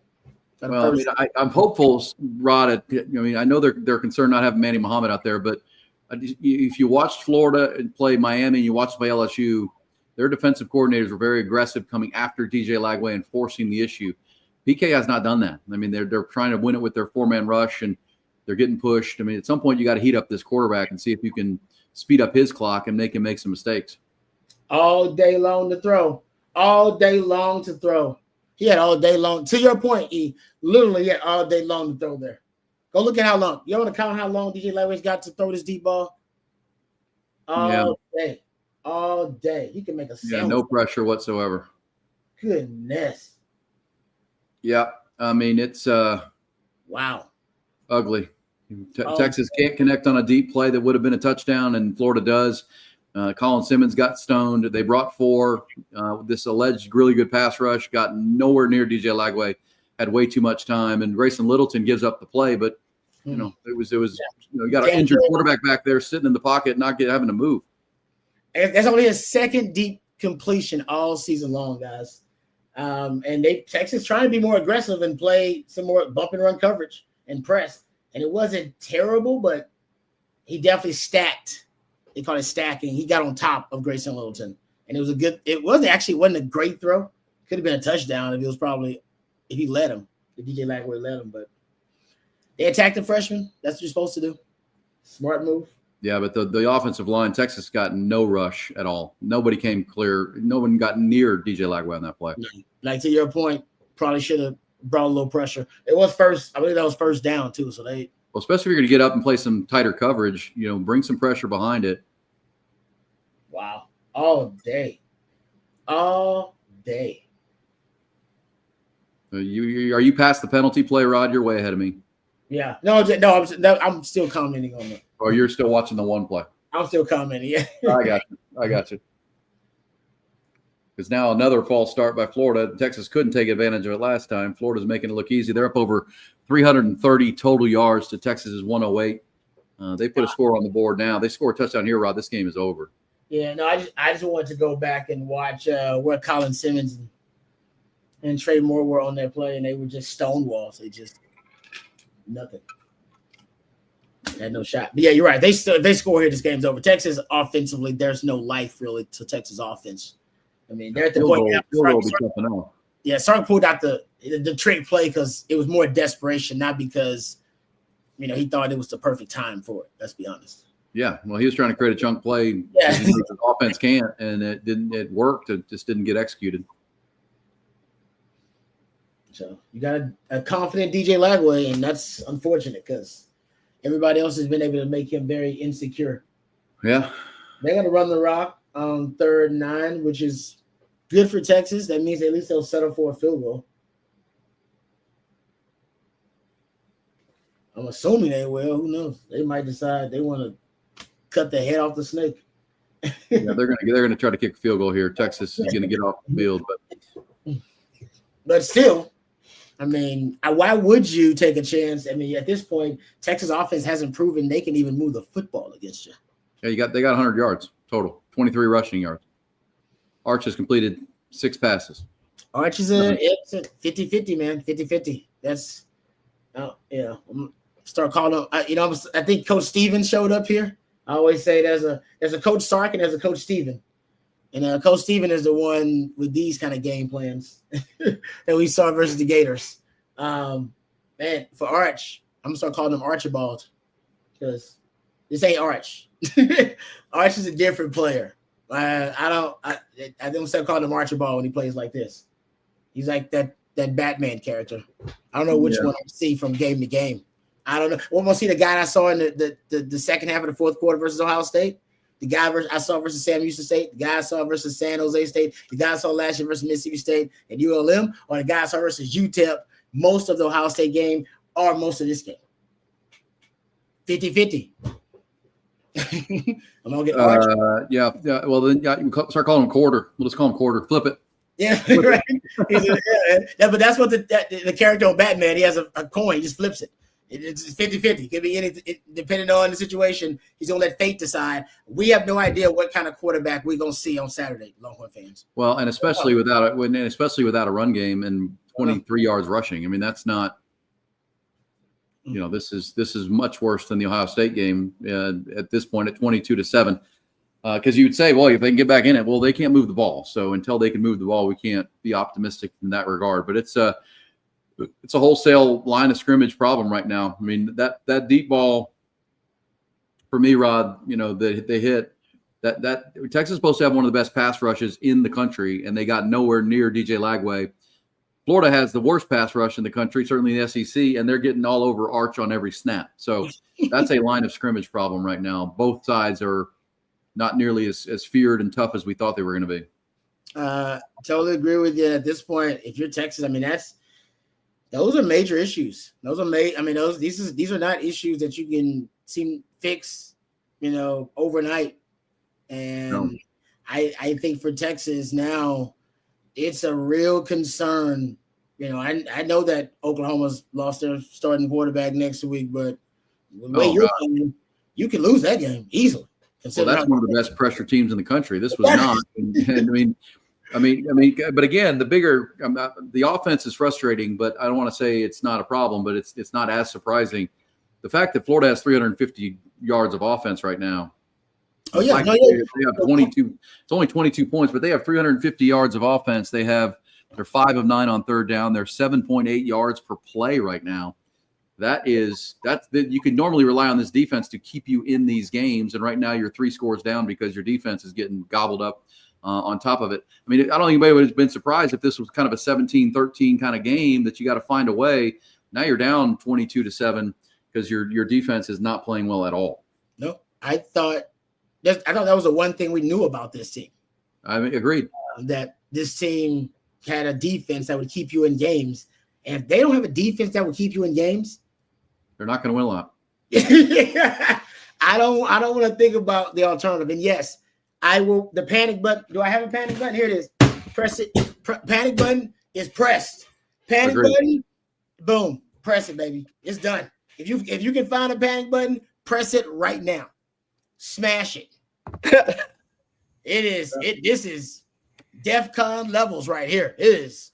Jerry, where's your panic button placed? Well, I just threw up a mayo with corn dog, if that tells you anything. I kept it down for 2 minutes. No, look, Rod, one of the things I wanted to talk about with you is what we talked about, and defensively has been that's been my thing today, because Florida's running backs are 23 for 108 with 5 minutes to go in the third quarter, by the way. That's my biggest thing today, because they couldn't run the ball, Rod, on LSU or Miami. Jaden Ball was ineffective, and the offensive line was deemed ineffective in those games. So that is actually the worst case scenario today among many. Look at the wind whipping there. Rod, we talked about this early in this all off season, because what else is there to talk about? How Texas offensively within Sark's scheme was going to change, and it was going to go more to, you're going to go more to under center, more to drop back, more to the downfield vertical passing game with arches, which is what Sark ideally wants to do, right? And last year, Texas led the country in passes less 5 yards or less, right? We all know this. We've all been through the stats. But in order to be successful in that, your offensive line has to pass pro, and your quarterback has to see it and get the ball out of his hand. And I don't think either one are happening. Obviously, the offensive line's bad, but Arch's got to get the ball out quicker. But it could be, Jerry, just that, when you're getting the ball out quick, it's natural insulation anyway for pass. That's right. That's 100% it. Right now, Arch averages 3.1 seconds is average time to throw. That is one of the top 10 longest rates in all of college football. So even if you're a bad pass rushing unit, which Florida is, Texas will give you time to get to the quarterback. Arch will give you time, because you're going to have at least 3.1 seconds on average to get to the quarterback. You know that. It ain't coming out early, because Texas wants vertical shots downfield. That has not worked out well for the passing game. Not in this matchup at all, because they can't pass protect against the worst pass rushing unit in the Power Four. I'm not making nothing compared to what Oklahoma's going to do. Yeah, exactly. And so, like I told E, this is what I told E, and Jerry, I'll tell you something. You just said it when you came on. If you watch the film, and you and I have, and so did E, and a lot of these fans have too in the chat, you've seen what Florida is versus good teams. That's right. They played two of them back to back, and even South Florida's a good team. They've shown you who they are versus good teams. Look at what they're doing to Texas, and what does that say about Texas? Yeah. They're not good. Right now, they're not a good team against their best competition. They're good against bad teams, or average against bad teams. Right now, they're not up to snuff to play at the upper levels of the SEC. And it's the things that really haunt you in football games are when you get physically beat on both sides of the line of scrimmage. Those are the things that you can handle if a wide receiver has a bad day, a running back has a fumble, right? If somebody puts a hat on it, right? You can live with some things. Quarterback has a bad day. But when you get physically beat on both sides of the line of scrimmage, those are the things that really stick with you. Or like in basketball, if you just get out rebounded horribly on both ends, those are the things that really stick with me and really stick with a lot of people. I think that's the one thing that you look at in this game. You're just like, my gosh, man, both sides of the line of scrimmage. Mm-hmm. Those are the things that really stick with you. Yeah, at the depth of this game is physicality. This is a game about physicality. And if you can't match the physicality of your opponent, a lot of the rest of this stuff just doesn't matter. Yep. And you're in. Yeah, it is. Yeah. You're in the conference. It's the SEC. I mean, if Sark said it as much as, I think that's going to be a catch. It looks like it, but they're gonna look at it and review it, because I think it never hit the ground. I think it almost simultaneously he catches it as it drags on the ground. So I don't know how you would think. I think it does drag on the ground a little, but I think he catches it literally as it drags. His hands are under it. That's the key, right? Bad throw by Arch. Bad Real throw. bad. Yes, Hands were under the football. I don't know if they'll overturn it. Hands were under the ball. Like I said, it does. He catches it right, but it does drag. It does. Well, the best thing is, the hands are underneath it. Hands are underneath it, which is the best. And at the same time, they ruled it a catch. So, do they have enough to overrule it? Is going to be the question. But who knows these days? No, it's Archibald, guys. When he plays bad, we call him Archibald. Aaron, who knows? Who knows these days on replay is so true. I'm not calling him Arch until he has a good game. And this is where Arch has really struggled for. It's the easy throws, and not that some people in the chat would say easy throw. Some people argue, oh, he's got somebody's face his back. I don't care. That's an easy throw. Those are throws you have to make. All upheld. It'll be 3rd and 1 to give your pass catchers, whether it's running backs or wide receivers, the ability to go maximize after the catch. The problem when you miss easy throws, you're not giving your guys the ability to maximize after the catch. Yeah, and for all the criticism of Quinn Ewers, that was one thing. Quinn made the easy throws most of the time. Did. Yeah, I agree with you on that. Quinn made the easy throws.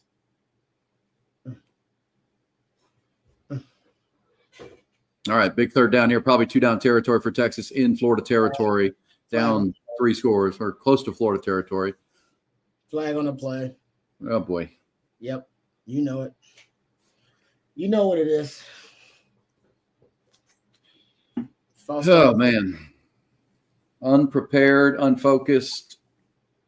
This team is just a mess. They did break out the 21 personnel. I will say this game. Maybe he was saving that. Maybe that's what he's been saving. They did it with Ryan Niblett initially. They did it with Niblett initially, and then you say doing it with Gibson too. So they did a little bit. But you know what? I'm glad there was a 5-yard penalty because that play was going to lose 3 yards.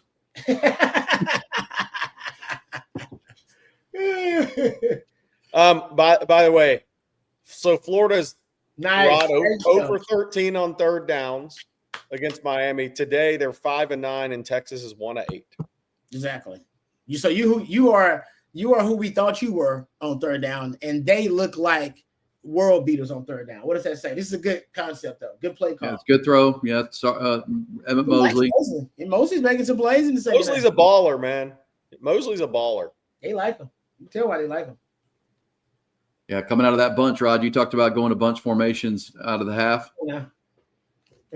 Targets to bunch. Nice on. play. Good throw by Arch. It's there. Woo! Nice. Yeah. That's what I'm talking about, baby. Rod's way ahead of us, G. Woo! I'll call you Arch. There you go. He's got to keep plays alive, man. Make the play. All right, Longhorns somewhat back in this ball game, and Ryan Wingo from 38 yards out. Pay dirt. Longhorns will get back into it here. Why do I feel like that safety, the block punt, is going to be the thing that haunts Texas if they can get back in this game? Oh yeah, that's true. Because if it was 20, you're that 2 points. You're be chasing that the rest of this ball game. Yeah.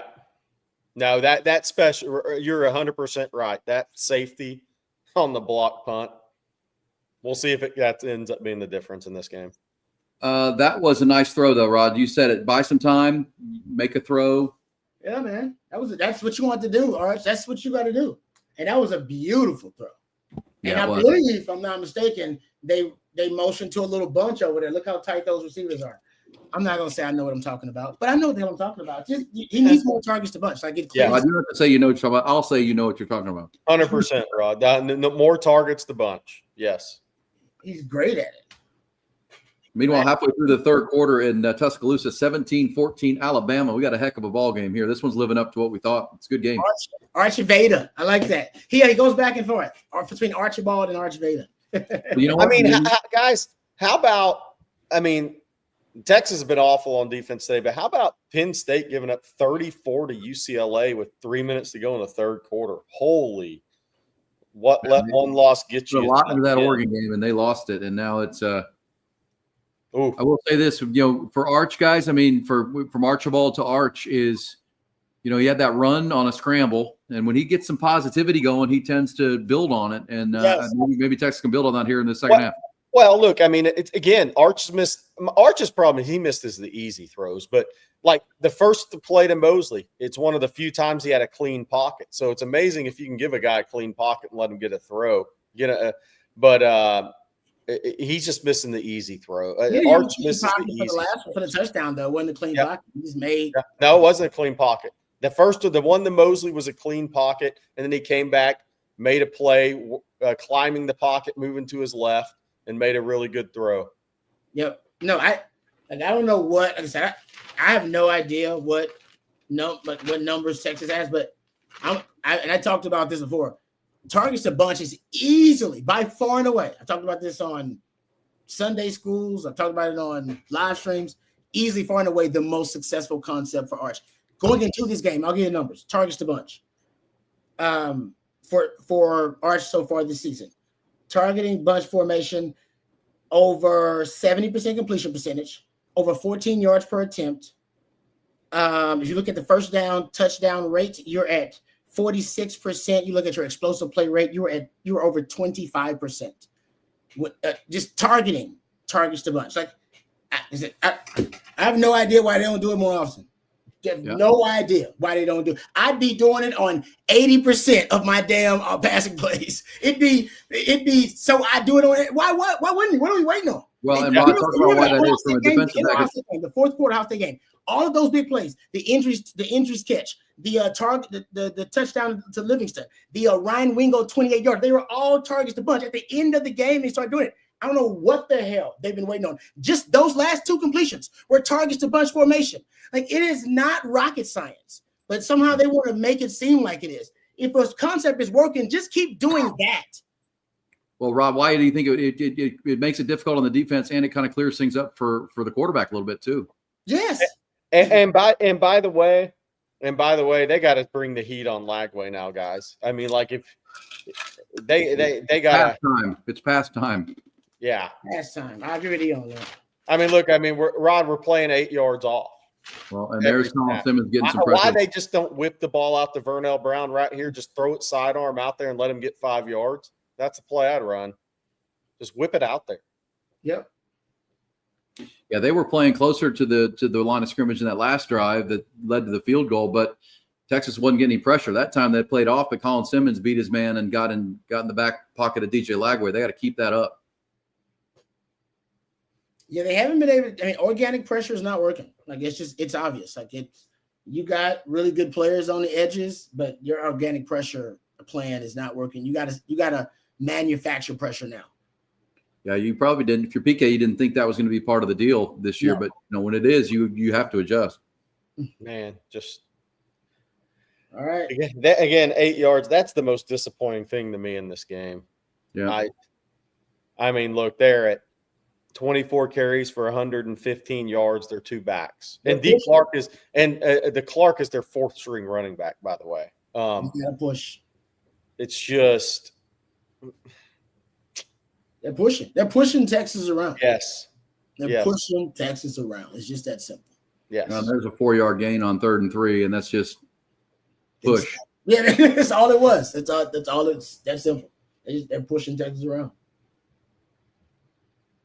Yeah, I'd keep running it. Like, I wouldn't stop running it. If you're, I wouldn't either. Why would you throw the ball? I wouldn't either. Yeah, Texas can't stop you. Like, they can't. Like, Texas right now. Texas in base personnel a lot of times too. They can't stop them in base. I mean, there it is again. Another 8 yards on first down. And Jaden Ball's a good player. You said he's a 10-year NFL player, but yeah, he's getting a great push in front. I mean, there's no traffic. He's able to pick his hole and bounce to the outside like that one. Now he's going to. Yeah, I mean, look, if Jaden Ball, if he has time to press the hole and be patient, he is going to make yards. That guy, he'll play 10 years in the league if he stays healthy. He is really, really good. And that's the problem is there's no penetration and nobody's getting off blocks. I mean, Texas they're not getting off blocks to disrupt the run game. And so he's able to press the hole and be patient at the same time. Oh, no. Yeah, Dallas Wilson, the freshman down the side, he's going to score here. Oh, no. God, the corner fell down. He fell down. They were playing bump and run.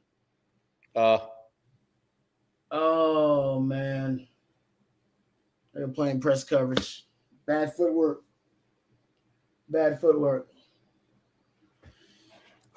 Wow. Man. That's brutal. Yeah, that was maybe the dagger right there. And you can't even get him out of bounds. He's a big, strong receiver, but you got to get him out of bounds there, guys. Yeah. Yeah, but I mean it happens. It does happen where your feet get tangled. It happens, so it's hard to judge a guy for that. But no, I'm just talking about once he makes the catch, somebody's got to get him out of bounds. Yeah, got to get him down. Give your defense a chance here. But that was the dagger on the heels of the Ryan Wingo touchdown. That's bad.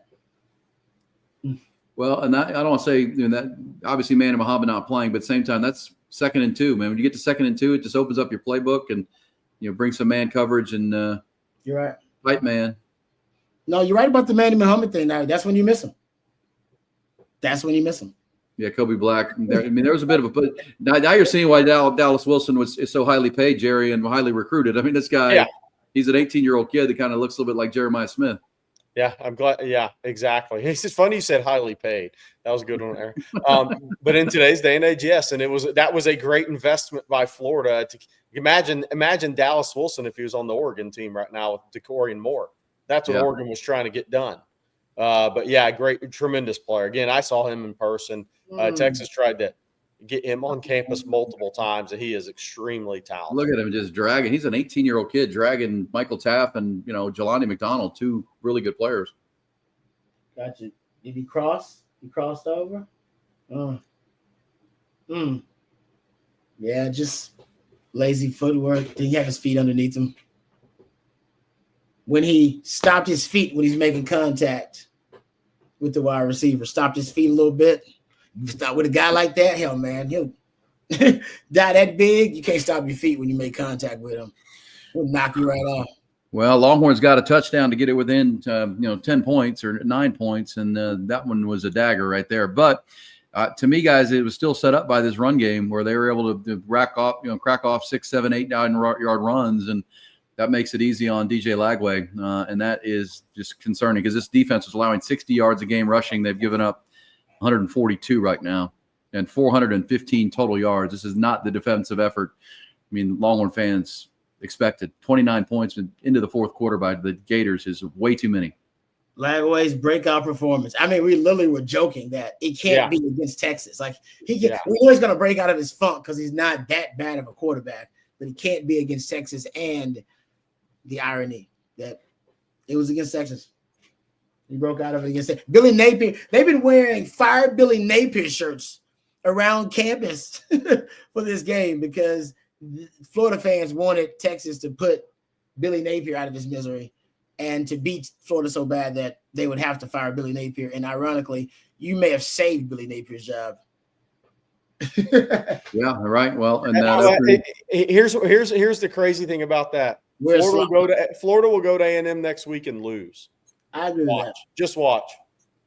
They're talented, but we'll see if they can actually put it together at the rest of their schedule. We'll see what it says about us.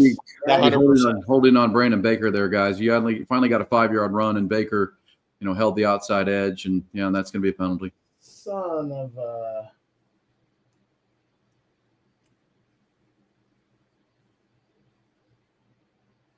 Oh, come on. All right, end of the 3rd quarter. That 3rd quarter was brought to you by Driven Auto Sales. Buy your next vehicle at drivenoutosales.net. Yes, they're based in Buda, Texas. Great people, but they'll deliver your car wherever you are in the state of Texas, all over the country. They will get it to you, and you're not going to find a better deal that is more than fair than you will at Driven Auto Sales. Another thing about Driven Auto, when you go to that website, you'll see a price on the car, truck, fuel-efficient vehicle, whatever you're looking for, SUV. And that's the price. They won't have a bunch of add-ons and extra charges when you get to the final ticket. It's going to be the price you're going to pay right there. DrivenAutoSales.net. My buddy Jeremy Jones and his team, based in Buda, Texas, but delivering cars, great vehicles all over the state of Texas. And to you at DrivenAutoSales.net, it's a different kind of experience. Check them out. Driven Auto Sales. Click of a button away from your dream car or a car that you need right now. They brought you the 3rd quarter. DrivenAutoSales.net. Well, that was a tough quarter for Texas. I mean, again, the defense gives up 10 big points, a field goal on a field goal drive and a touchdown. Longhorns got a score. They also missed a trick play, the touchdown that Ryan Wingo could not complete to Jack Endries. That's another one that stands out to me because who knows at this point. But at some point, I don't think anybody of us would have picked Texas to win this game if you had told us that Florida was going to have 30 points. Right, going into the first. No. I mean, nobody had Texas scoring 30 in this game. Right. So, no, not one prediction. I think I had 23-17 going into this game. Right. I was 23-13. Yeah, I mean, look, defensively, I mean, as bad as everything's been, defensively is eye-opening today. This has been bad eye-opening. Again, Miami had 140. Florida had 141 yards against Miami. Now, they had 365 against LSU. They had the 5 turnovers. They moved the ball okay against LSU at times, but they had 141 yards 2 weeks ago against Miami. And DJ Lagway was literally running for his life the whole game, and they couldn't run the football. And 2 weeks later, to see Texas defensively do this, it's – I mean, again, every way you look at Texas defensively today, and I'm not sticking up for the offense, don't get me wrong, but I'm just saying defensively, this Florida team was 0 for 13 on third downs 2 weeks ago that had 140 yards. And it pretty much came on one drive. Outside of that, they had like 60 yards the whole game. And then they have 415 after 3 quarters, 6 of 10 on third downs, the running backs have 23 for 130. You're not getting any pressure. Rod, I mean, the one thing that baffles me is Texas rushed the passer really well last year. And this year, they are not getting that same level of pass rush they did a year ago. No. And it wasn't with a high blitz rate. No, he was relatively low. I think it was like 20% blitz rate for PK last year. He's really conservative. But you were able to generate pressure. And he wasn't very elaborate in twists and stunts either, man. Kind of beating guys straight up. And we knew Colin Simmons. Listen, Colin Simmons had a really good series here, but for the most part this season, Colin Simmons hasn't had the impact we thought he'd have. Neither has Trey Moore or Ethan Burke and the edges. They haven't had those breakout performances that we've expected from them. So, I mean, I think for Texas, they've just had trouble defensively on the defensive line creating those havoc plays. But in this game, that's not really the issue. They're just getting beat. They're being just getting whipped. And this is a Florida offensive line that was, up until this game, was underachieving themselves. I mean, a lot of people were disappointed in their performance so far this season. They have came out and dominated the Texas defensive front. I mean, this is assault. Everything's assault on the wound in this game, but South Florida won at Florida. Yeah, and they held Florida to 15 points in that game. That's right. They had Florida 355 yards, 412 on third downs, and they ran the ball. Oh, you got to catch that. That's a Wingo catch. He's got to make. That's a good throw by Arch. You got to make that catch. You got to catch that. In this situation, I need you got to catch that. Oh, 100%. Oh, jeez. That's a double move that they schemed up. You got to catch that. Yeah. If Parker Livingstone can catch the ball he caught, or Ryan Wingo can catch that ball in his hands. All right, here goes Arch again. This has been a good play for Texas. Don't hold. But Arch is going to get across midfield, and Longhorns are at least trying to make a game of it offensively. Arch is scrambling a bit. I mean, I think when people ask me what was going to be the biggest impact from Sark, I think I say it over and over. His scrambling ability is going to be the biggest cheat code to help the offense that they've had in a long time. And it has been. He's their leading rusher again today by a lot. I mean, it's not close. Arch Manning has 60 yards rushing. The next guy. Not a lot of design runs. Not a lot of design runs. We're talking about him just scrambling. Mostly scrambling.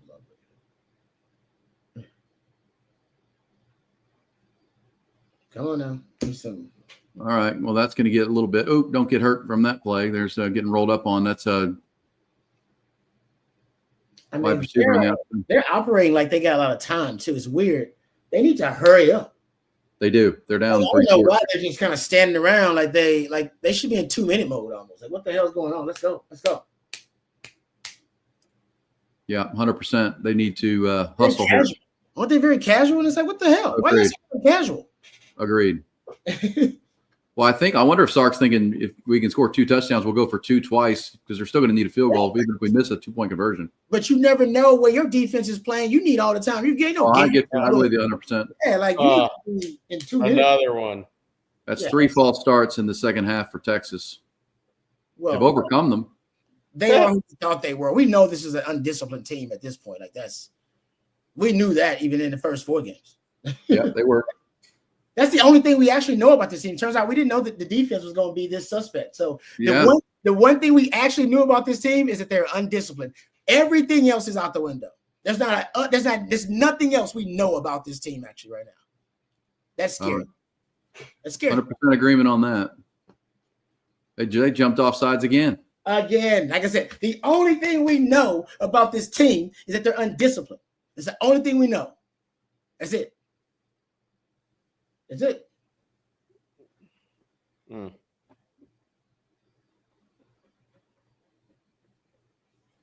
That's Nick Brooks, the freshman that time. So now you got a second and 19, and this is you're 3 down territory. You've got to get 8 yards, and convert. I mean, that's really what you got to be thinking about here if you're Arch Manning. So running, not a bad idea as far as his scramble, but something across the middle. You don't need to try to get 19 yards on this play. You've got 3 plays to get 19 yards. Pick. Sorry, you're ahead of us. No, I'm sorry. It's all right. If it's pick, it's pick. We're going to see it, and that's the end of the ball game for the Longhorns, pretty much. Trying to get it into Emmett Mosley and staring down his target too, but a bad throw. The throw was bad. The throw was bad. I don't know if Emmett Mosley didn't see it. The effort to get the ball wasn't great either. Bad throw, bad effort to get the ball. Staring down the receiver. What else was bad? That was bad. Yeah, the play. I mean, the play is just it's a microcosm of the entire game, pretty much. So Archibald shows up again. Yep, he made some nice plays, and then the Longhorns get to, after the long Arch run, back-to-back false starts.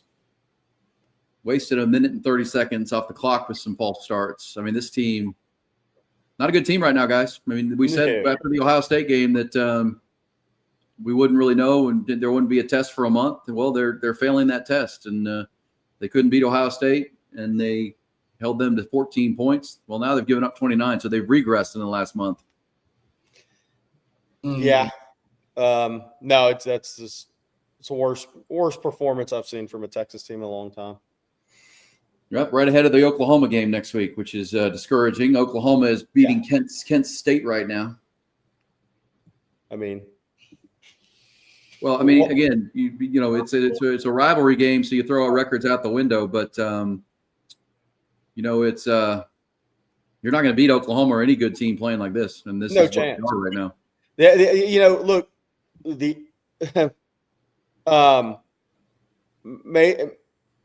Catfish there is actually wind in the stadium, but some people will say that, hey, the saving grace coming up next week is that Oklahoma can't run the football. Well, Florida they don't couldn't have run the Jaden football, Ball, but Florida was struggling to run the football coming into this week too. That's the problem.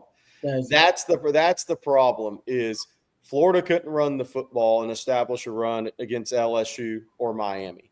So obviously Oklahoma doesn't have Jaden Ball. He's a tremendous player, but it just doesn't matter. I mean, the backup back, the number 2 back for Florida is at 4.2 a pop today, 9 for 38.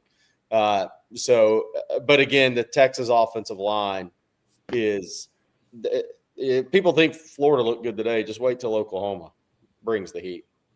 No, Florida. Go look at the. They're a big man movers of people. They're not pass rushers, Rod. Oklahoma's pass rushers. That's going to be the difference, right? Yes, no doubt. Yeah, and Jaden Jackson's better. Jaden Jackson is a better pocket pusher from the interior than anybody Florida has. So you're going to have Jaden Jackson, but you're going to have R. Mason Thomas and those guys coming off, screaming off the edge in that game. I do want to say that I don't think Texas is as bad as what in the trenches as what has been presented today, especially defensively.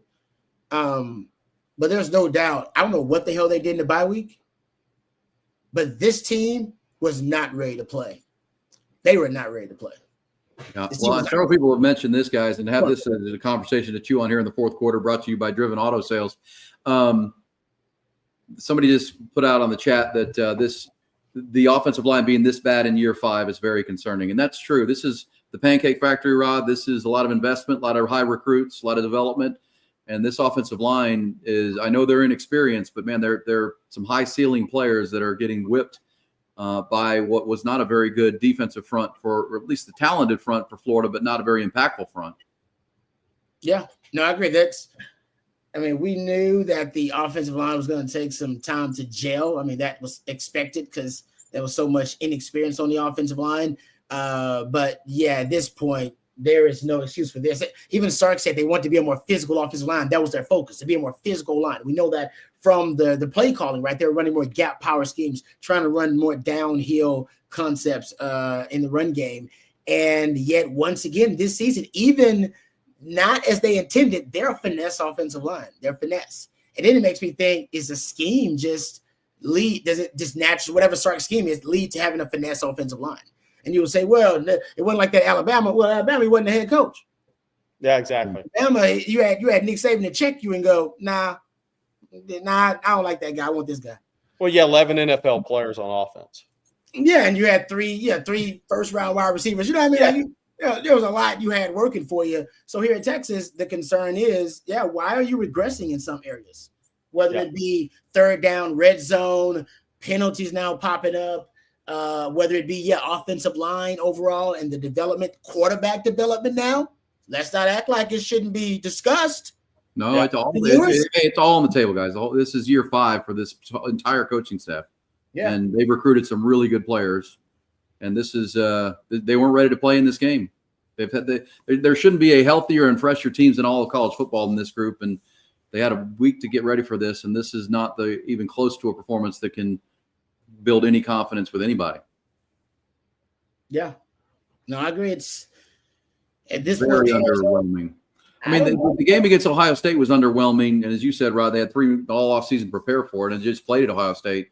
But it wasn't underwhelming except for the offense. The passing game was – everything else seemed like it was where you thought it could be. Everything – this has been a collapse of a game right now. Special teams, offense, defense, lines of scrimmage, penalties. It's all. I mean, there's not one positive out of this game for me. Yeah, I agree. I think – and I'm sure there will be when we go back and all watch the film. We'll find little bright spots. But right now, just watching it as is, real time, no. I think you got to be, as a coach, critical now of every area of the team and all your personnel. There it is. When Arch makes a good throw, the wide receiver drops it. If the wide receiver is open, Arch misses him. If the O-line has a pre-snap penalty. Well, that's a pretty good synopsis of where this offense is. Yeah. And they don't run the ball. You throw in that they don't run the ball, so Arch has to be near perfect on every play. Yeah, their run game too. That's also a concern. You can't run the ball against good teams. Against teams with good talent, you can't run the ball against them. And I know you say, what about Clemson? There are exceptions to the rule, Clemson, A&M. But for the most part, Ohio State, Georgia, this game, you don't run the ball well against good teams. Even those Bama games, you didn't really run the ball well against those Bama teams. Now you had a hell of a game plan, and Quinn Ewers had his best games. But you didn't really – even in those Michigan games, go back and watch it. You didn't run the ball really well. You just had a great game plan overall that kept Michigan on their toes, and then you were able to get up early. But it concerns me that you can't really run the ball. Ty Anthony Smith is the one guy people will take away from today. He's a playmaker. I'm not saying every play is perfect. He's a young guy that needs to keep adding strength, but he's made 2 plays in this game. That's true. It's kind of reminded me of Matt Brown told that story after one of the bad Oklahoma losses. It was in part 2001. Everybody played terrible, and Darrell Royal said, "Hold on." He said, "Don't throw everybody in that bus." He said, "Because when you go back and look at the film, somebody will have played well." Yep. I think don't say everybody was terrible, because that won't be the case when you go back and watch the tape, right? And that was a smart thing Darrell Royal told Matt Brown that next day. Yep. That it was Big Hamp. Big Casey Hampton. Yeah. I don't think I ever saw Casey Hampton have a bad game, by the way. Yeah. Maybe I missed it. Yeah, he's like Casey was whipping his guy all day. Maybe I missed his bad game, and I saw that guy play a lot. I agree with that. No, I'm sure that you said that's a good one. Ty Anthony Smith is a good, bright spot. There aren't many, unfortunately. There aren't many for Texas in this matchup. So not how I envisioned it would happen for Texas, getting bullied on the lines of scrimmage, but coming out. Even usually Arch playing badly would trump any headline or any storyline coming out of a bad game and a loss for Texas. You're like, oh, Arch was terrible. Arch was bad. If you think Arch being bad is the storyline coming out of this game and the most concerning issue for Texas, then you didn't watch the game. Yeah. Yeah, you're right. I mean, Arch has been their offense. Arch is he's got 230 total yards or 40 total yards in this game, and has thrown 2 touchdowns. He's been under constant pressure. He's got 0 running game. The running backs are averaging 1.2 yards per carry. Yeah. Again, you look at all this stat page without the scorer there. Texas can't win this game if they can't run the ball. Texas can't win this game if they're going to give up 433 yards to a really struggling Florida offense and get bully balled for where they're averaging. See where they're at now, 7.7 yards per play. Yeah, they're not going to win that game. Wow, I did not figure this would be the game where Florida would break out of their slump, but like I said, I think it says more about the Texas team and where they are. And not saying Texas is going to be bad all season long. You can always get better. But where you are right now, you can't say you're a good team, because when good teams played Florida, they put it on Florida. Yeah. Well, I'll say it this way, guys. If this score continues and they lose by double digits at Florida, they should be unranked. Yes, at that point, I don't know what you're ranking them for based on what. I mean, this was the preseason #1 team in the country. Now that might have been flawed, but at the same time, they were both polls. And if this continues, they should be unranked. I mean, the 3 wins over those teams don't count much for me. Nope. And now Florida, because I think the case for not being ranked, Rod, is what you said. We've seen Florida against good teams. They're not good, and their offense is not good. You can say they played their best game, but I still need a reason to put you in the rankings at this point, and I don't see one. You can't. I mean, I'm sure somebody will leave Texas in at 24. They shouldn't not be ranked. They will. But then they got to justify it by what they'll do with Florida. What are they going to do exactly? Florida needs to be in the top 15, even though they're not. Yeah. So Lex Marie Lede, exactly. Here's Notre Dame has 2 losses. Notre Dame would beat Texas by 30 right now. Oh, so Notre Dame would beat the hell out of Texas. It would be ugly. The trenches. Yeah, and then I think that goes back to the comment a minute ago that's most concerning for me is this is year 5. The trenches should, if your culture is where it's at, strength conditioning, the development, the trenches should not be this bad.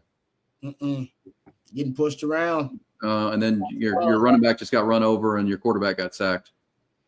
Yep. And your plan to go through the transfer portal to get all these D tackles, it might have been flawed logic to try to do it 2 years in a row. Yeah, but the one thing I'm watching consistently in this game, guys, right there, Christian Clark's got to pick up a DB and block him. Arch is trying to take a shot down the field, and he just gets physically whipped. I mean, he just gets whipped, and he gives up a sack. I mean, the want to, the desperation, and the physicality in which Florida's playing, Texas is not close to matching it. And the intensity too. They're not playing with the same intensity either, guys. No, this is not. It's not good enough in the SEC, and now you take a second straight sack. Golly, this is horrible. Yeah, they're melting down. They're spiraling at this point. They're spiraling. Yeah, Arch probably got to throw that one. They gave him time that time. He had enough, and I guess he didn't see an open receiver, but the ball's got to come out.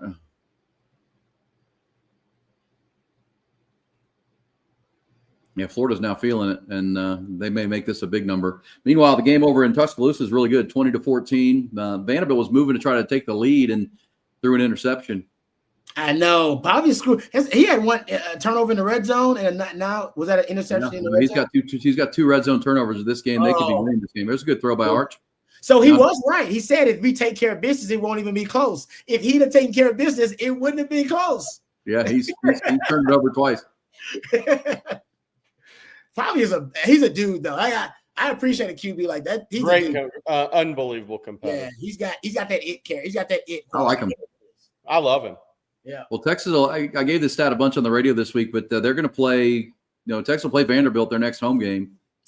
Do you know that group has 46 players who are either seniors or graduates?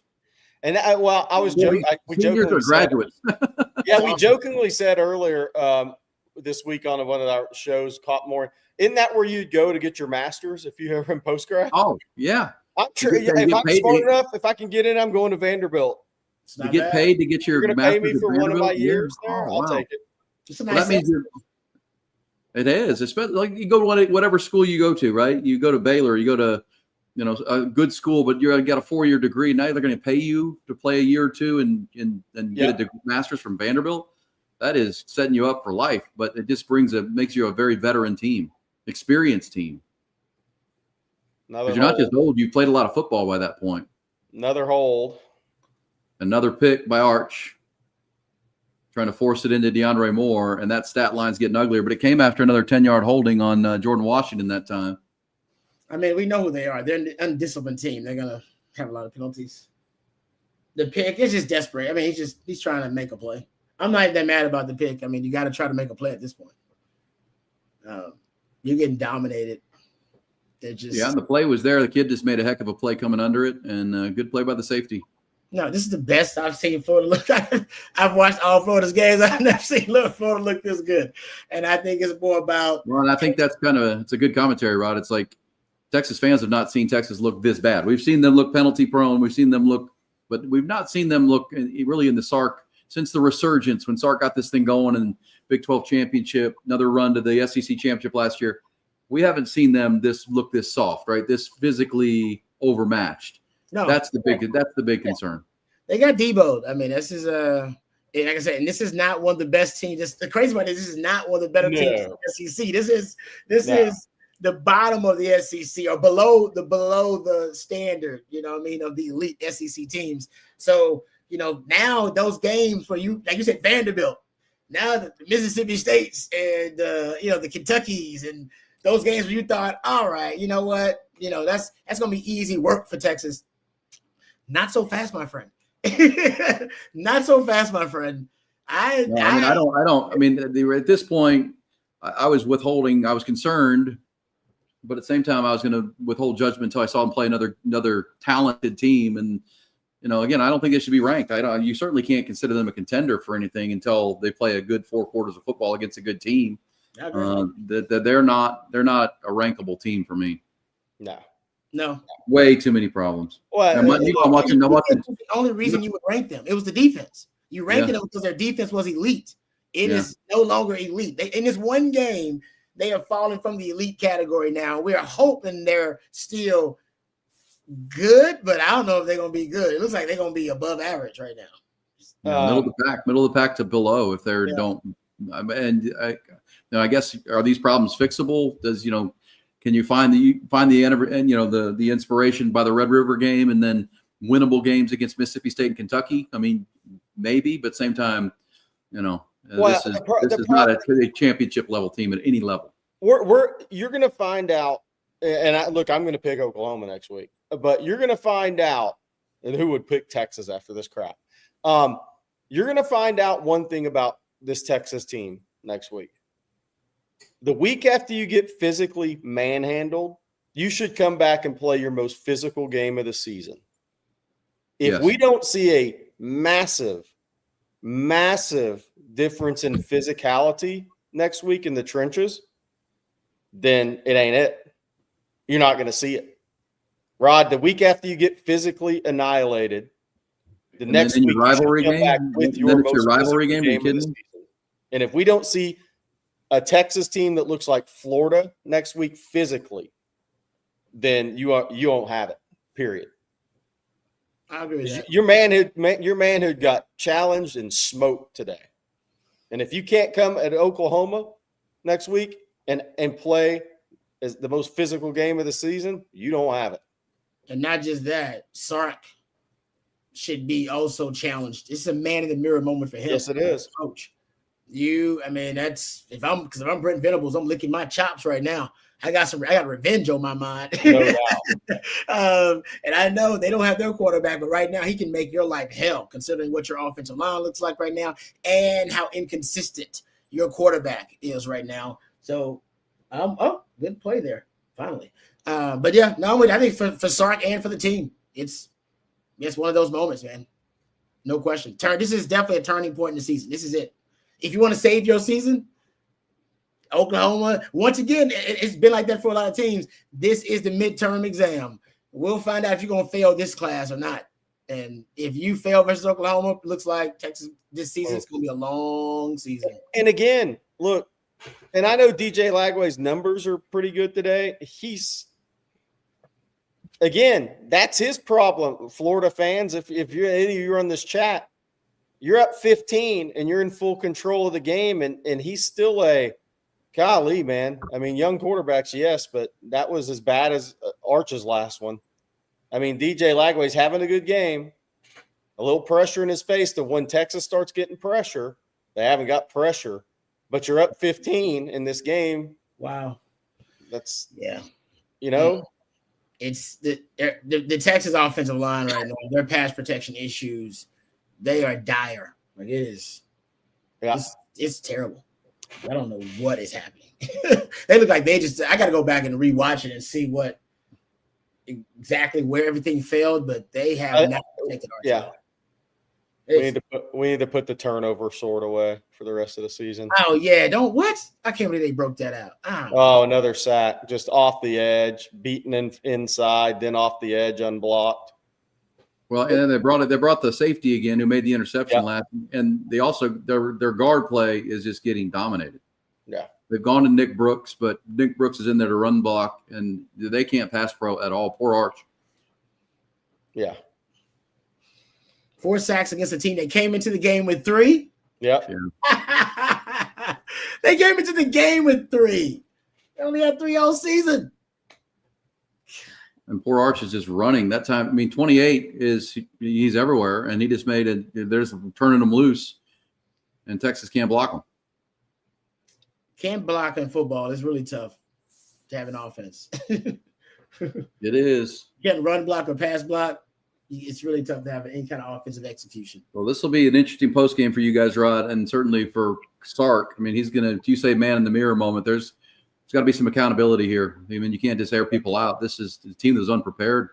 Yeah, what you do in the bye week? Somebody should ask him, and they can't just make that person sound like that they're an ignoramus and doesn't know football. Like, I'm curious, what did you do in the bye week? I want to know. Well, the one thing I don't want to hear in a post game coach's press conference is the players didn't execute today. I'm going to need to hear more than that.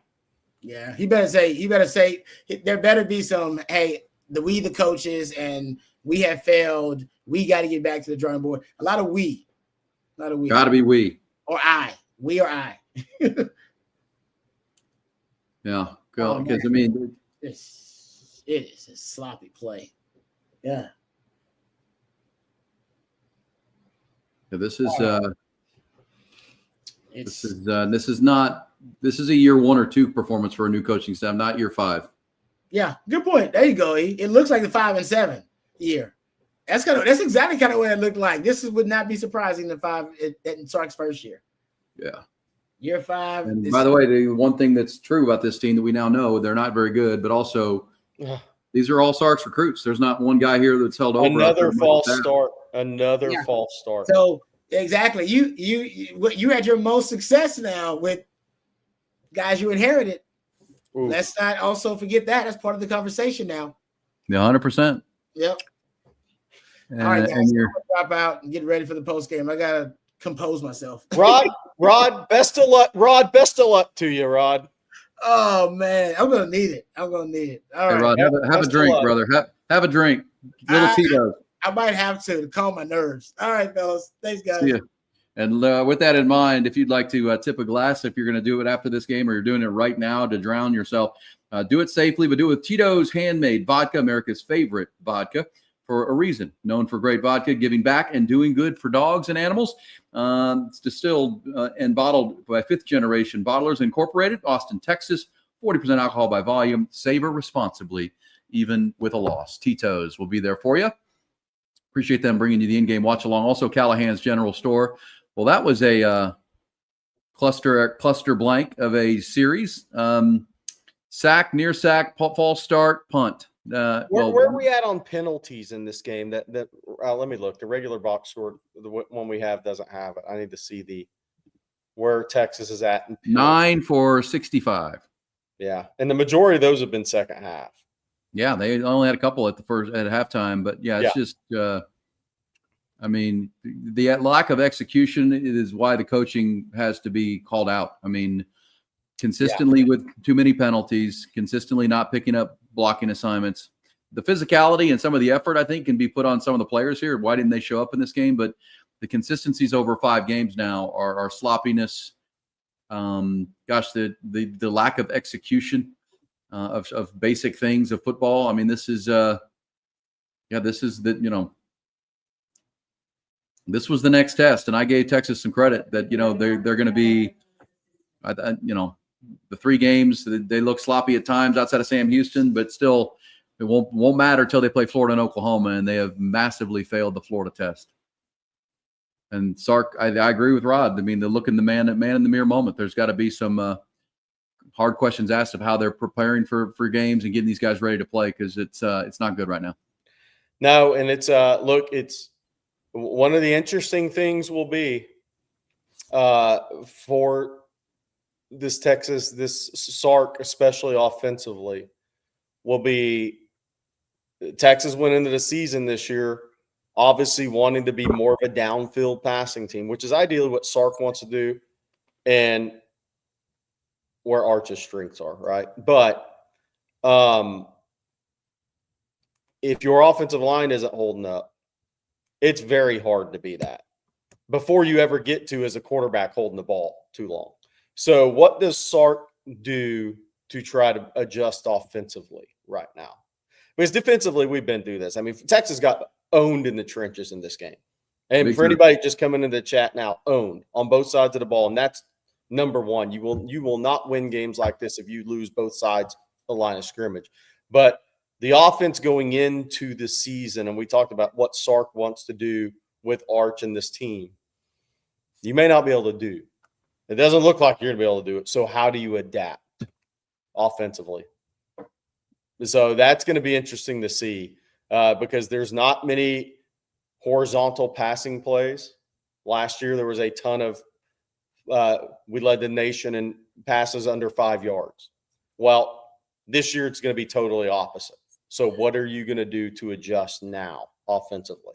Because I'm here to tell you, we'll be lucky the offensive line right now cannot hold up to what he wants to do offensively before you even get to if Arch is holding the ball too long or not. Right. You're right about. You're 100% right about that. I mean, but this is what you guys talk about all the time. Problem solve. You have a problem, okay? If you thought and overrated how good your line was going to be, okay. Well, now you have to adjust to that. More quick passes. You got to find a running game. You can't go on the road and rush for 68 yards. And remember, 68 yards, 62 of those have come from your quarterback on mostly scrambles. Yeah. So you have no running game, and you can't pass pro. So Kyle Flood's going to be, having some hard questions. Defense got pushed around. That's a problem. It just goes on and on. Hey, there's a false start on Florida. Nice. Yeah. Let's remember, guys, it's a 1-3 football team that has beaten Texas like a drum. Lost to South Florida at home. Got physically beat against South Florida, by the way. We had a $10 super chat in there. I wanted to go back and double back on that said Texas will be playing at Texas A&M for bowl eligibility. After today. Hey. Yeah. And then was another one. Thank you, Daryl. Another one, Matthew, there was a $10 super chat that was talking about, I'm here to tell you we'll be lucky to win 3 more games this year. We suck, plain and simple. And I am a diehard fan. Thank you, Jeremy. Well, I don't think there's anything I've seen that would make me disagree with you on that, other than I've seen a lot of college football and seasons, and they go ebbs and flows. But it's hard to make an argument against what you just wrote. Yeah, no doubt. No doubt about it. All right, under 5 minutes now with the fourth quarter brought to you by Callahan's General Store. Get over and see them. I'll be over there this weekend. They are closed tomorrow, but open 6 days a week from 8 to 6.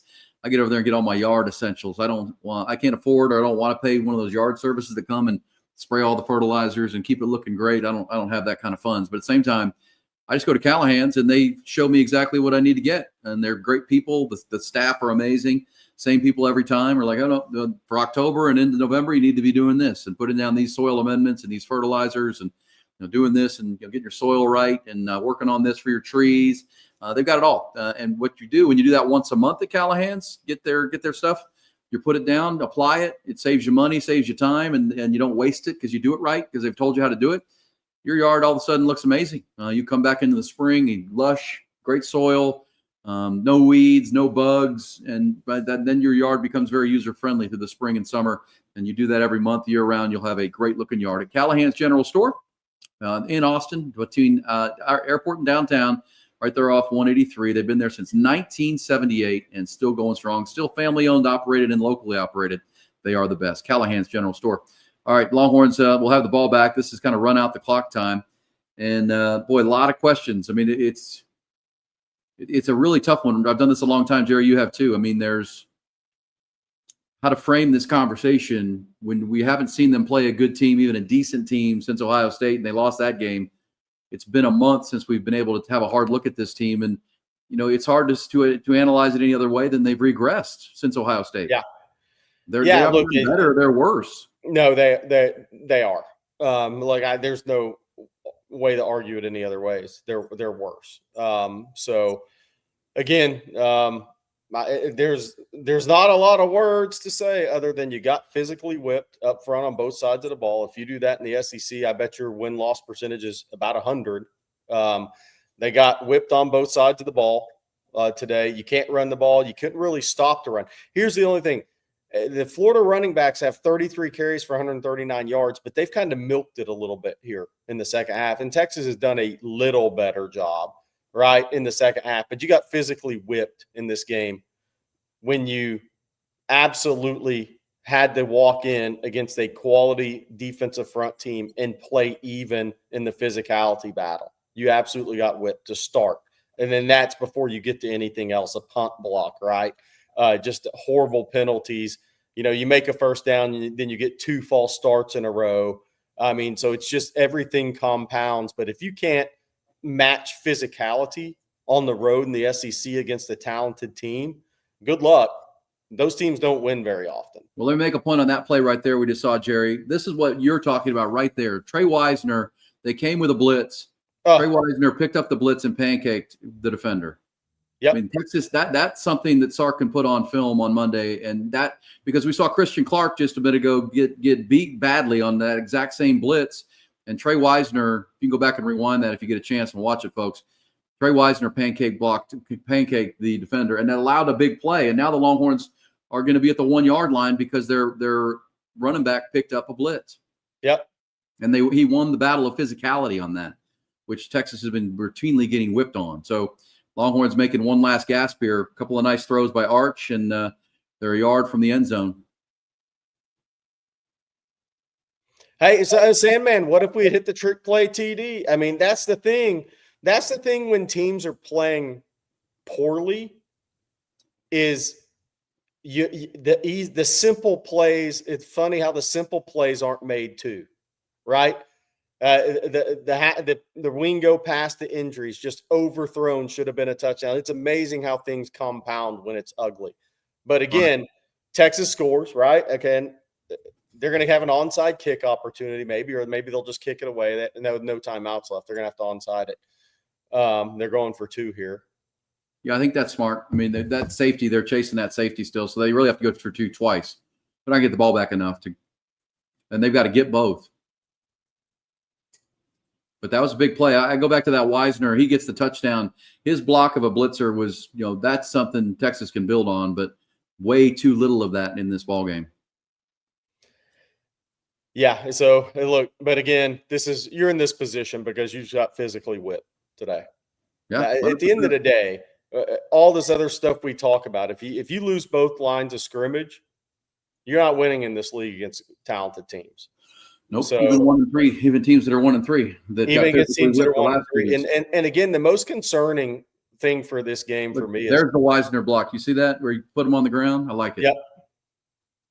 He got beat initially, but he stuck with it and planted him, and that set up the 17-yard play down the field, which set up the DeAndre Moore play. Arch is making some plays here. I know he's thrown some picks here in the second half, but he's giving you a chance because they don't have a run game. No, they don't have a run game, and the offensive line is getting annihilated. So no, Arch is showing some fight in this game. He's made mistakes. He's been slow to get the ball out of his hand, but he's at least putting up a fight here himself, trying to make plays. But again, the issue I see is Oklahoma's going to be just as physical next week on defense, but they're going to have better pass rushers to do it with. So I guess they didn't go for 2. They're saving it. They're still down 8. They're going to need a 2-point conversion at some point here if they can get the ball back. CTE 612 SEC shorts will be brutal on Texas. That is true. What's that? What is that? SEC shorts will be brutal on Texas this week. Yes. Is that a Twitter? Yes. Account? Okay. No, well, they have a video every week, about a 3-minute video about SEC, the week of the SEC. It's awesome. You got to start watching it. It's hilarious. Oh, I mean, it's going to be a rough week for Longhorn fans to get ready for the Oklahoma. Oh, misplayed on the. Well, okay, here we go. Longhorns.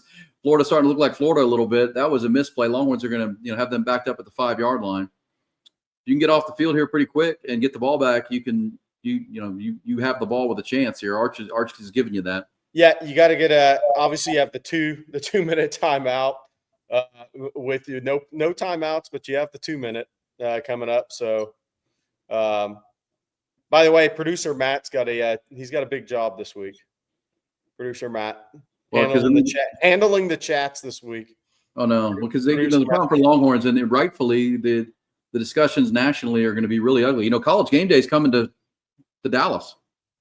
Yeah. College game day is going to be in Dallas for the Cotton Bowl game. I mean, and it's going to be discussed. That there's not a, you can say Clemson, you can say some LSU, but there's not a bigger this was the preseason #1 team in the country. And it's, speculative, but they are way underachieving right now.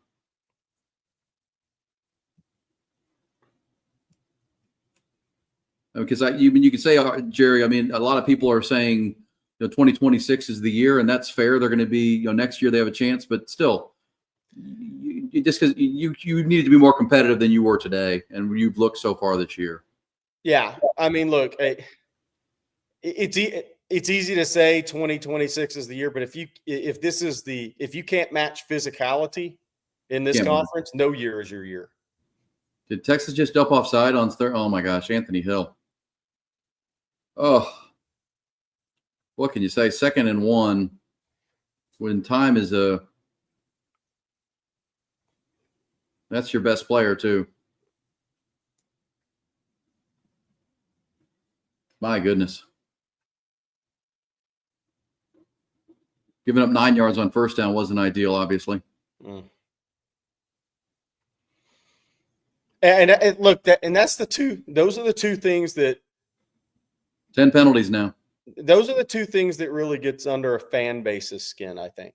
Rightfully. It's just undisciplined play. Is getting beat physically on the lines of scrimmage and undisciplined play. I don't know about the fans in the chat. I can live with mistakes from players, right? Guys are going to make mistakes. You're not going to play perfect, but it's getting beat physically on both sides and playing undisciplined around it. Those are the things that fan bases can't and shouldn't stomach. Honestly, those are the things that are really the most worrisome in a game like this, considering who you're going to play. Because here's the thing. Here's the thing about it, Aaron. The book is out. The book is out. And now, so how does this team respond? Like I said, if you don't see the most physical Texas team in terms of physical effort, physicality that you've seen in the Sark era next week, something's wrong, because this has been ugly today. Yeah, and guess what? If they can get a stop here, I'm going to stay a little bit positive. They can be, a 1-score game. But bless you. Allergy season kicking in here. My ragweed's firing up here in the month of October. It always does.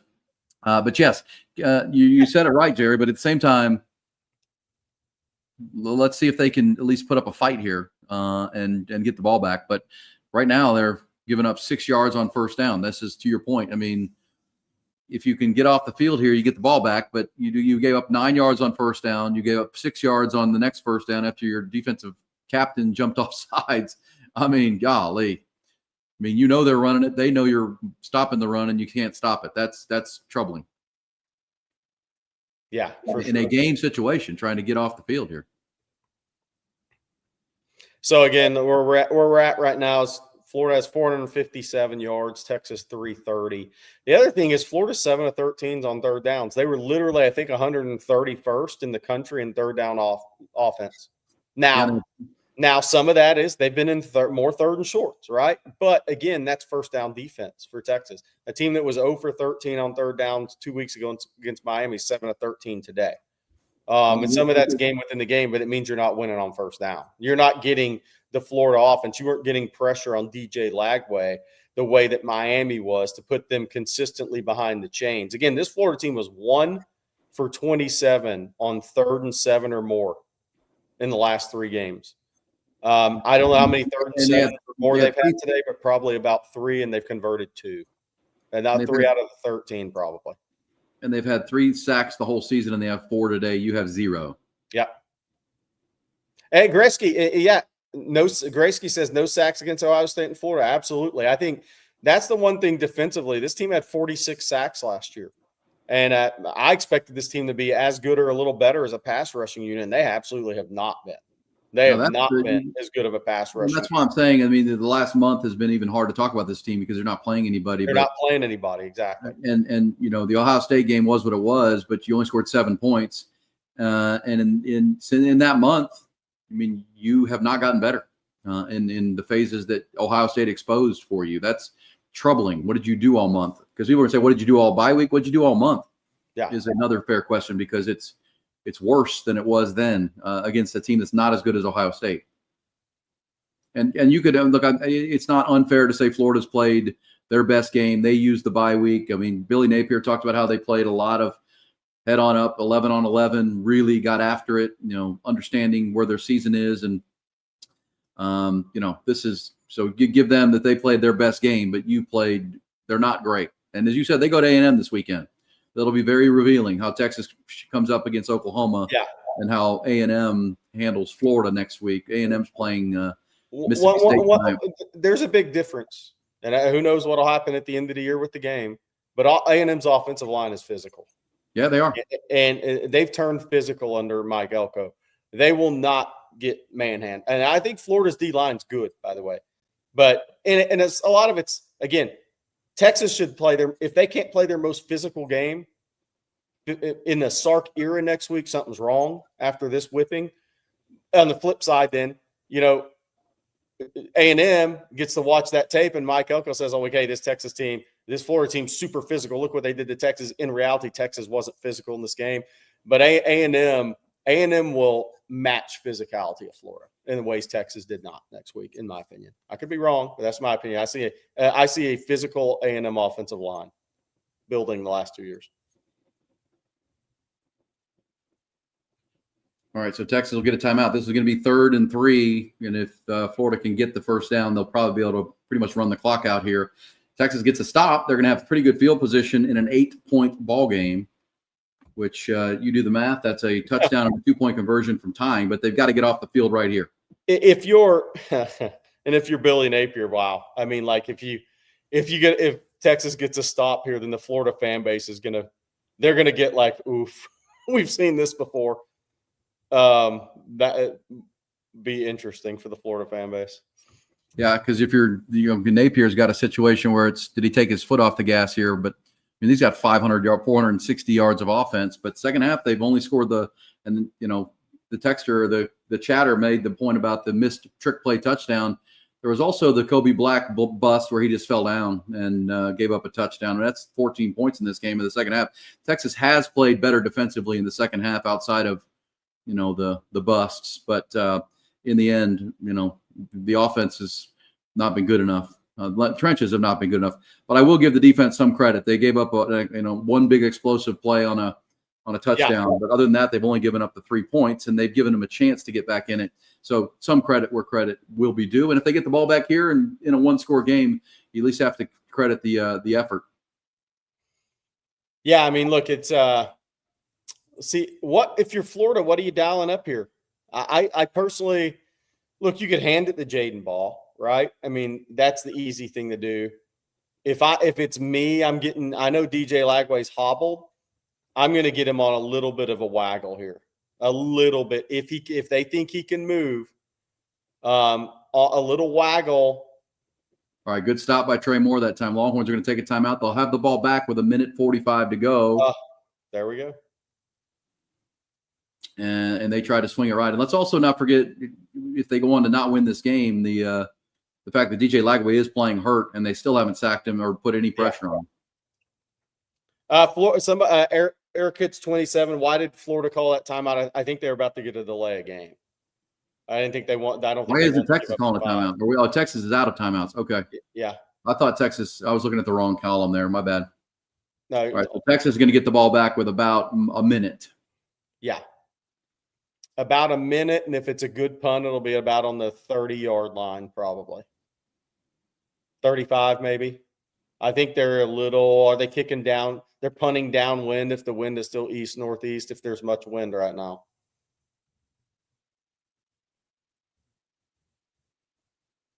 Well, through all of it, the Longhorns have been outplayed severely, and does Arch Manning have some Manning magic here with a minute to go and no timeouts, and they need a touchdown and a 2-point conversion to force a tie. And we've said it all game, Jerry. This is that safety. Inexcusable to have a punt blocked in an SEC game.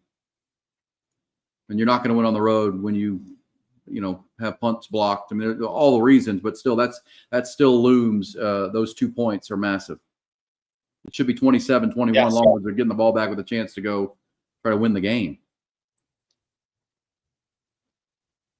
So a 3-phase fail to this point, but there's life. And by the way, Tup in Texas missed 2 walk-in TDs. No, that's absolutely right. I mean, especially the Wingo pass to injuries. I mean, I know that's a trick play, but that's a wide open walk-in for sure. I don't know why Texas doesn't field punts. I don't know why they don't field punts. It's just, why don't they come up and catch the punt? It's just that it's baffling to me. It's baffling to me. I mean, go call a fair catch. They'll get out of your way, and you catch the ball and save another 6 yards. 6, 7, 8 yards with less than a minute. We're lucky because in the first half they did it, and it bounced 20 yards. Ryan Niblett's a great kid. I've seen enough of this. I mean, that you can't do this. You can't do that. Golly, every yard matters right now, and time. Yes, yeah. Marco Mendez, another 3-4 seconds ran off the clock on that. The ball bouncing around. Yes, and time.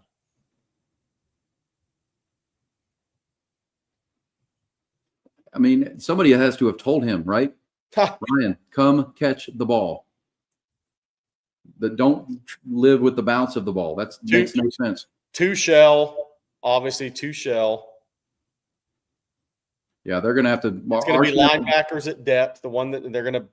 Let's see if they bring a 5th. It looks like they're just going to bring 4.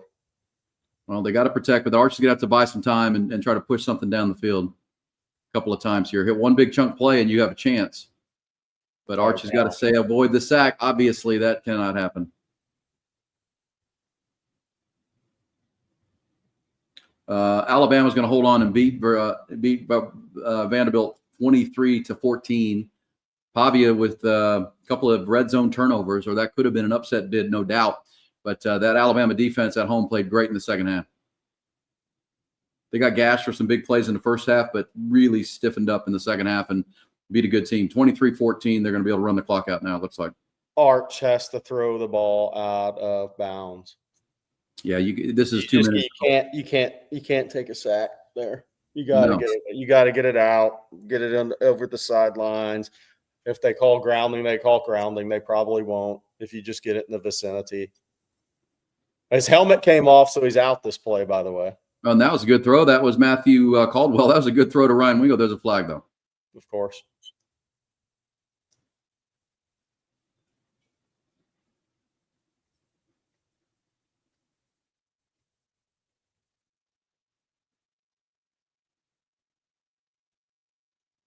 Oh, wow, and 15 yards. Leave Matthew Caldwell in the game. That was a good play. All right, so unbelievable Florida.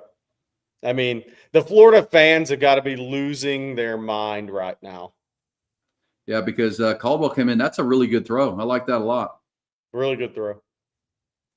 And he stood tall in the pocket. I mean, I forgot. I didn't realize that was Arch Manning. I was like, well, good throw, Arch. Let's see some more of that. And they got 15 yards on top of it. Longhorns are going to be across I midfield. see the hands to the face there on Nick Brooks. Longhorns are going to be across midfield because of an explosive throw and then 15 yards on a penalty. Longhorns are 40 yards from the end zone now with plenty of time, 26 seconds. I shouldn't say plenty of time, but enough time. Or Archie, if you're going to go, you got to get out of bounds. Throws it up to Wingo. It's intercepted, and the game will be over. That is not a good throw. All right, that's going to be the ball game. I think they'll look at it, but I think he caught it. I mean, that's just. I mean, Arch just throwing the ball up. He's rolling to his left. He knows he can't. The time's running out, and he just thought Ryan Wingo could make a play. But these are SEC athletes, Jerry. He's not going to. No, you got to run. You got a bad decision. You got to run that ball, get 6 yards, get out of bounds. We'll see if he held it. It's going to be incomplete. Okay, that was my only fear because I couldn't see it from behind. But all right, Longhorns are going to have one last chance. Sorry about that. My little premature game over. It's hard to tell, but that ball hit the ground. But again, the play, Arch has got. You just got to run for 6 yards and get out of bounds on that play. It's a bad decision. I get trying to make a play, bad decision. Yeah, but this is the SEC. You can't that throw. You're not. No, the off balance, off platform throws. Not in that scenario down the field. Deep late middles are tough throws in the SEC. Well, and Arch Manning's going to take 2 sacks essentially in this 2-minute drill, and that's going to be the ball game. Got to get it out. I mean, you just can't take sacks in 2-minute drills, and he took 2, and he had good protection, or better than we've seen.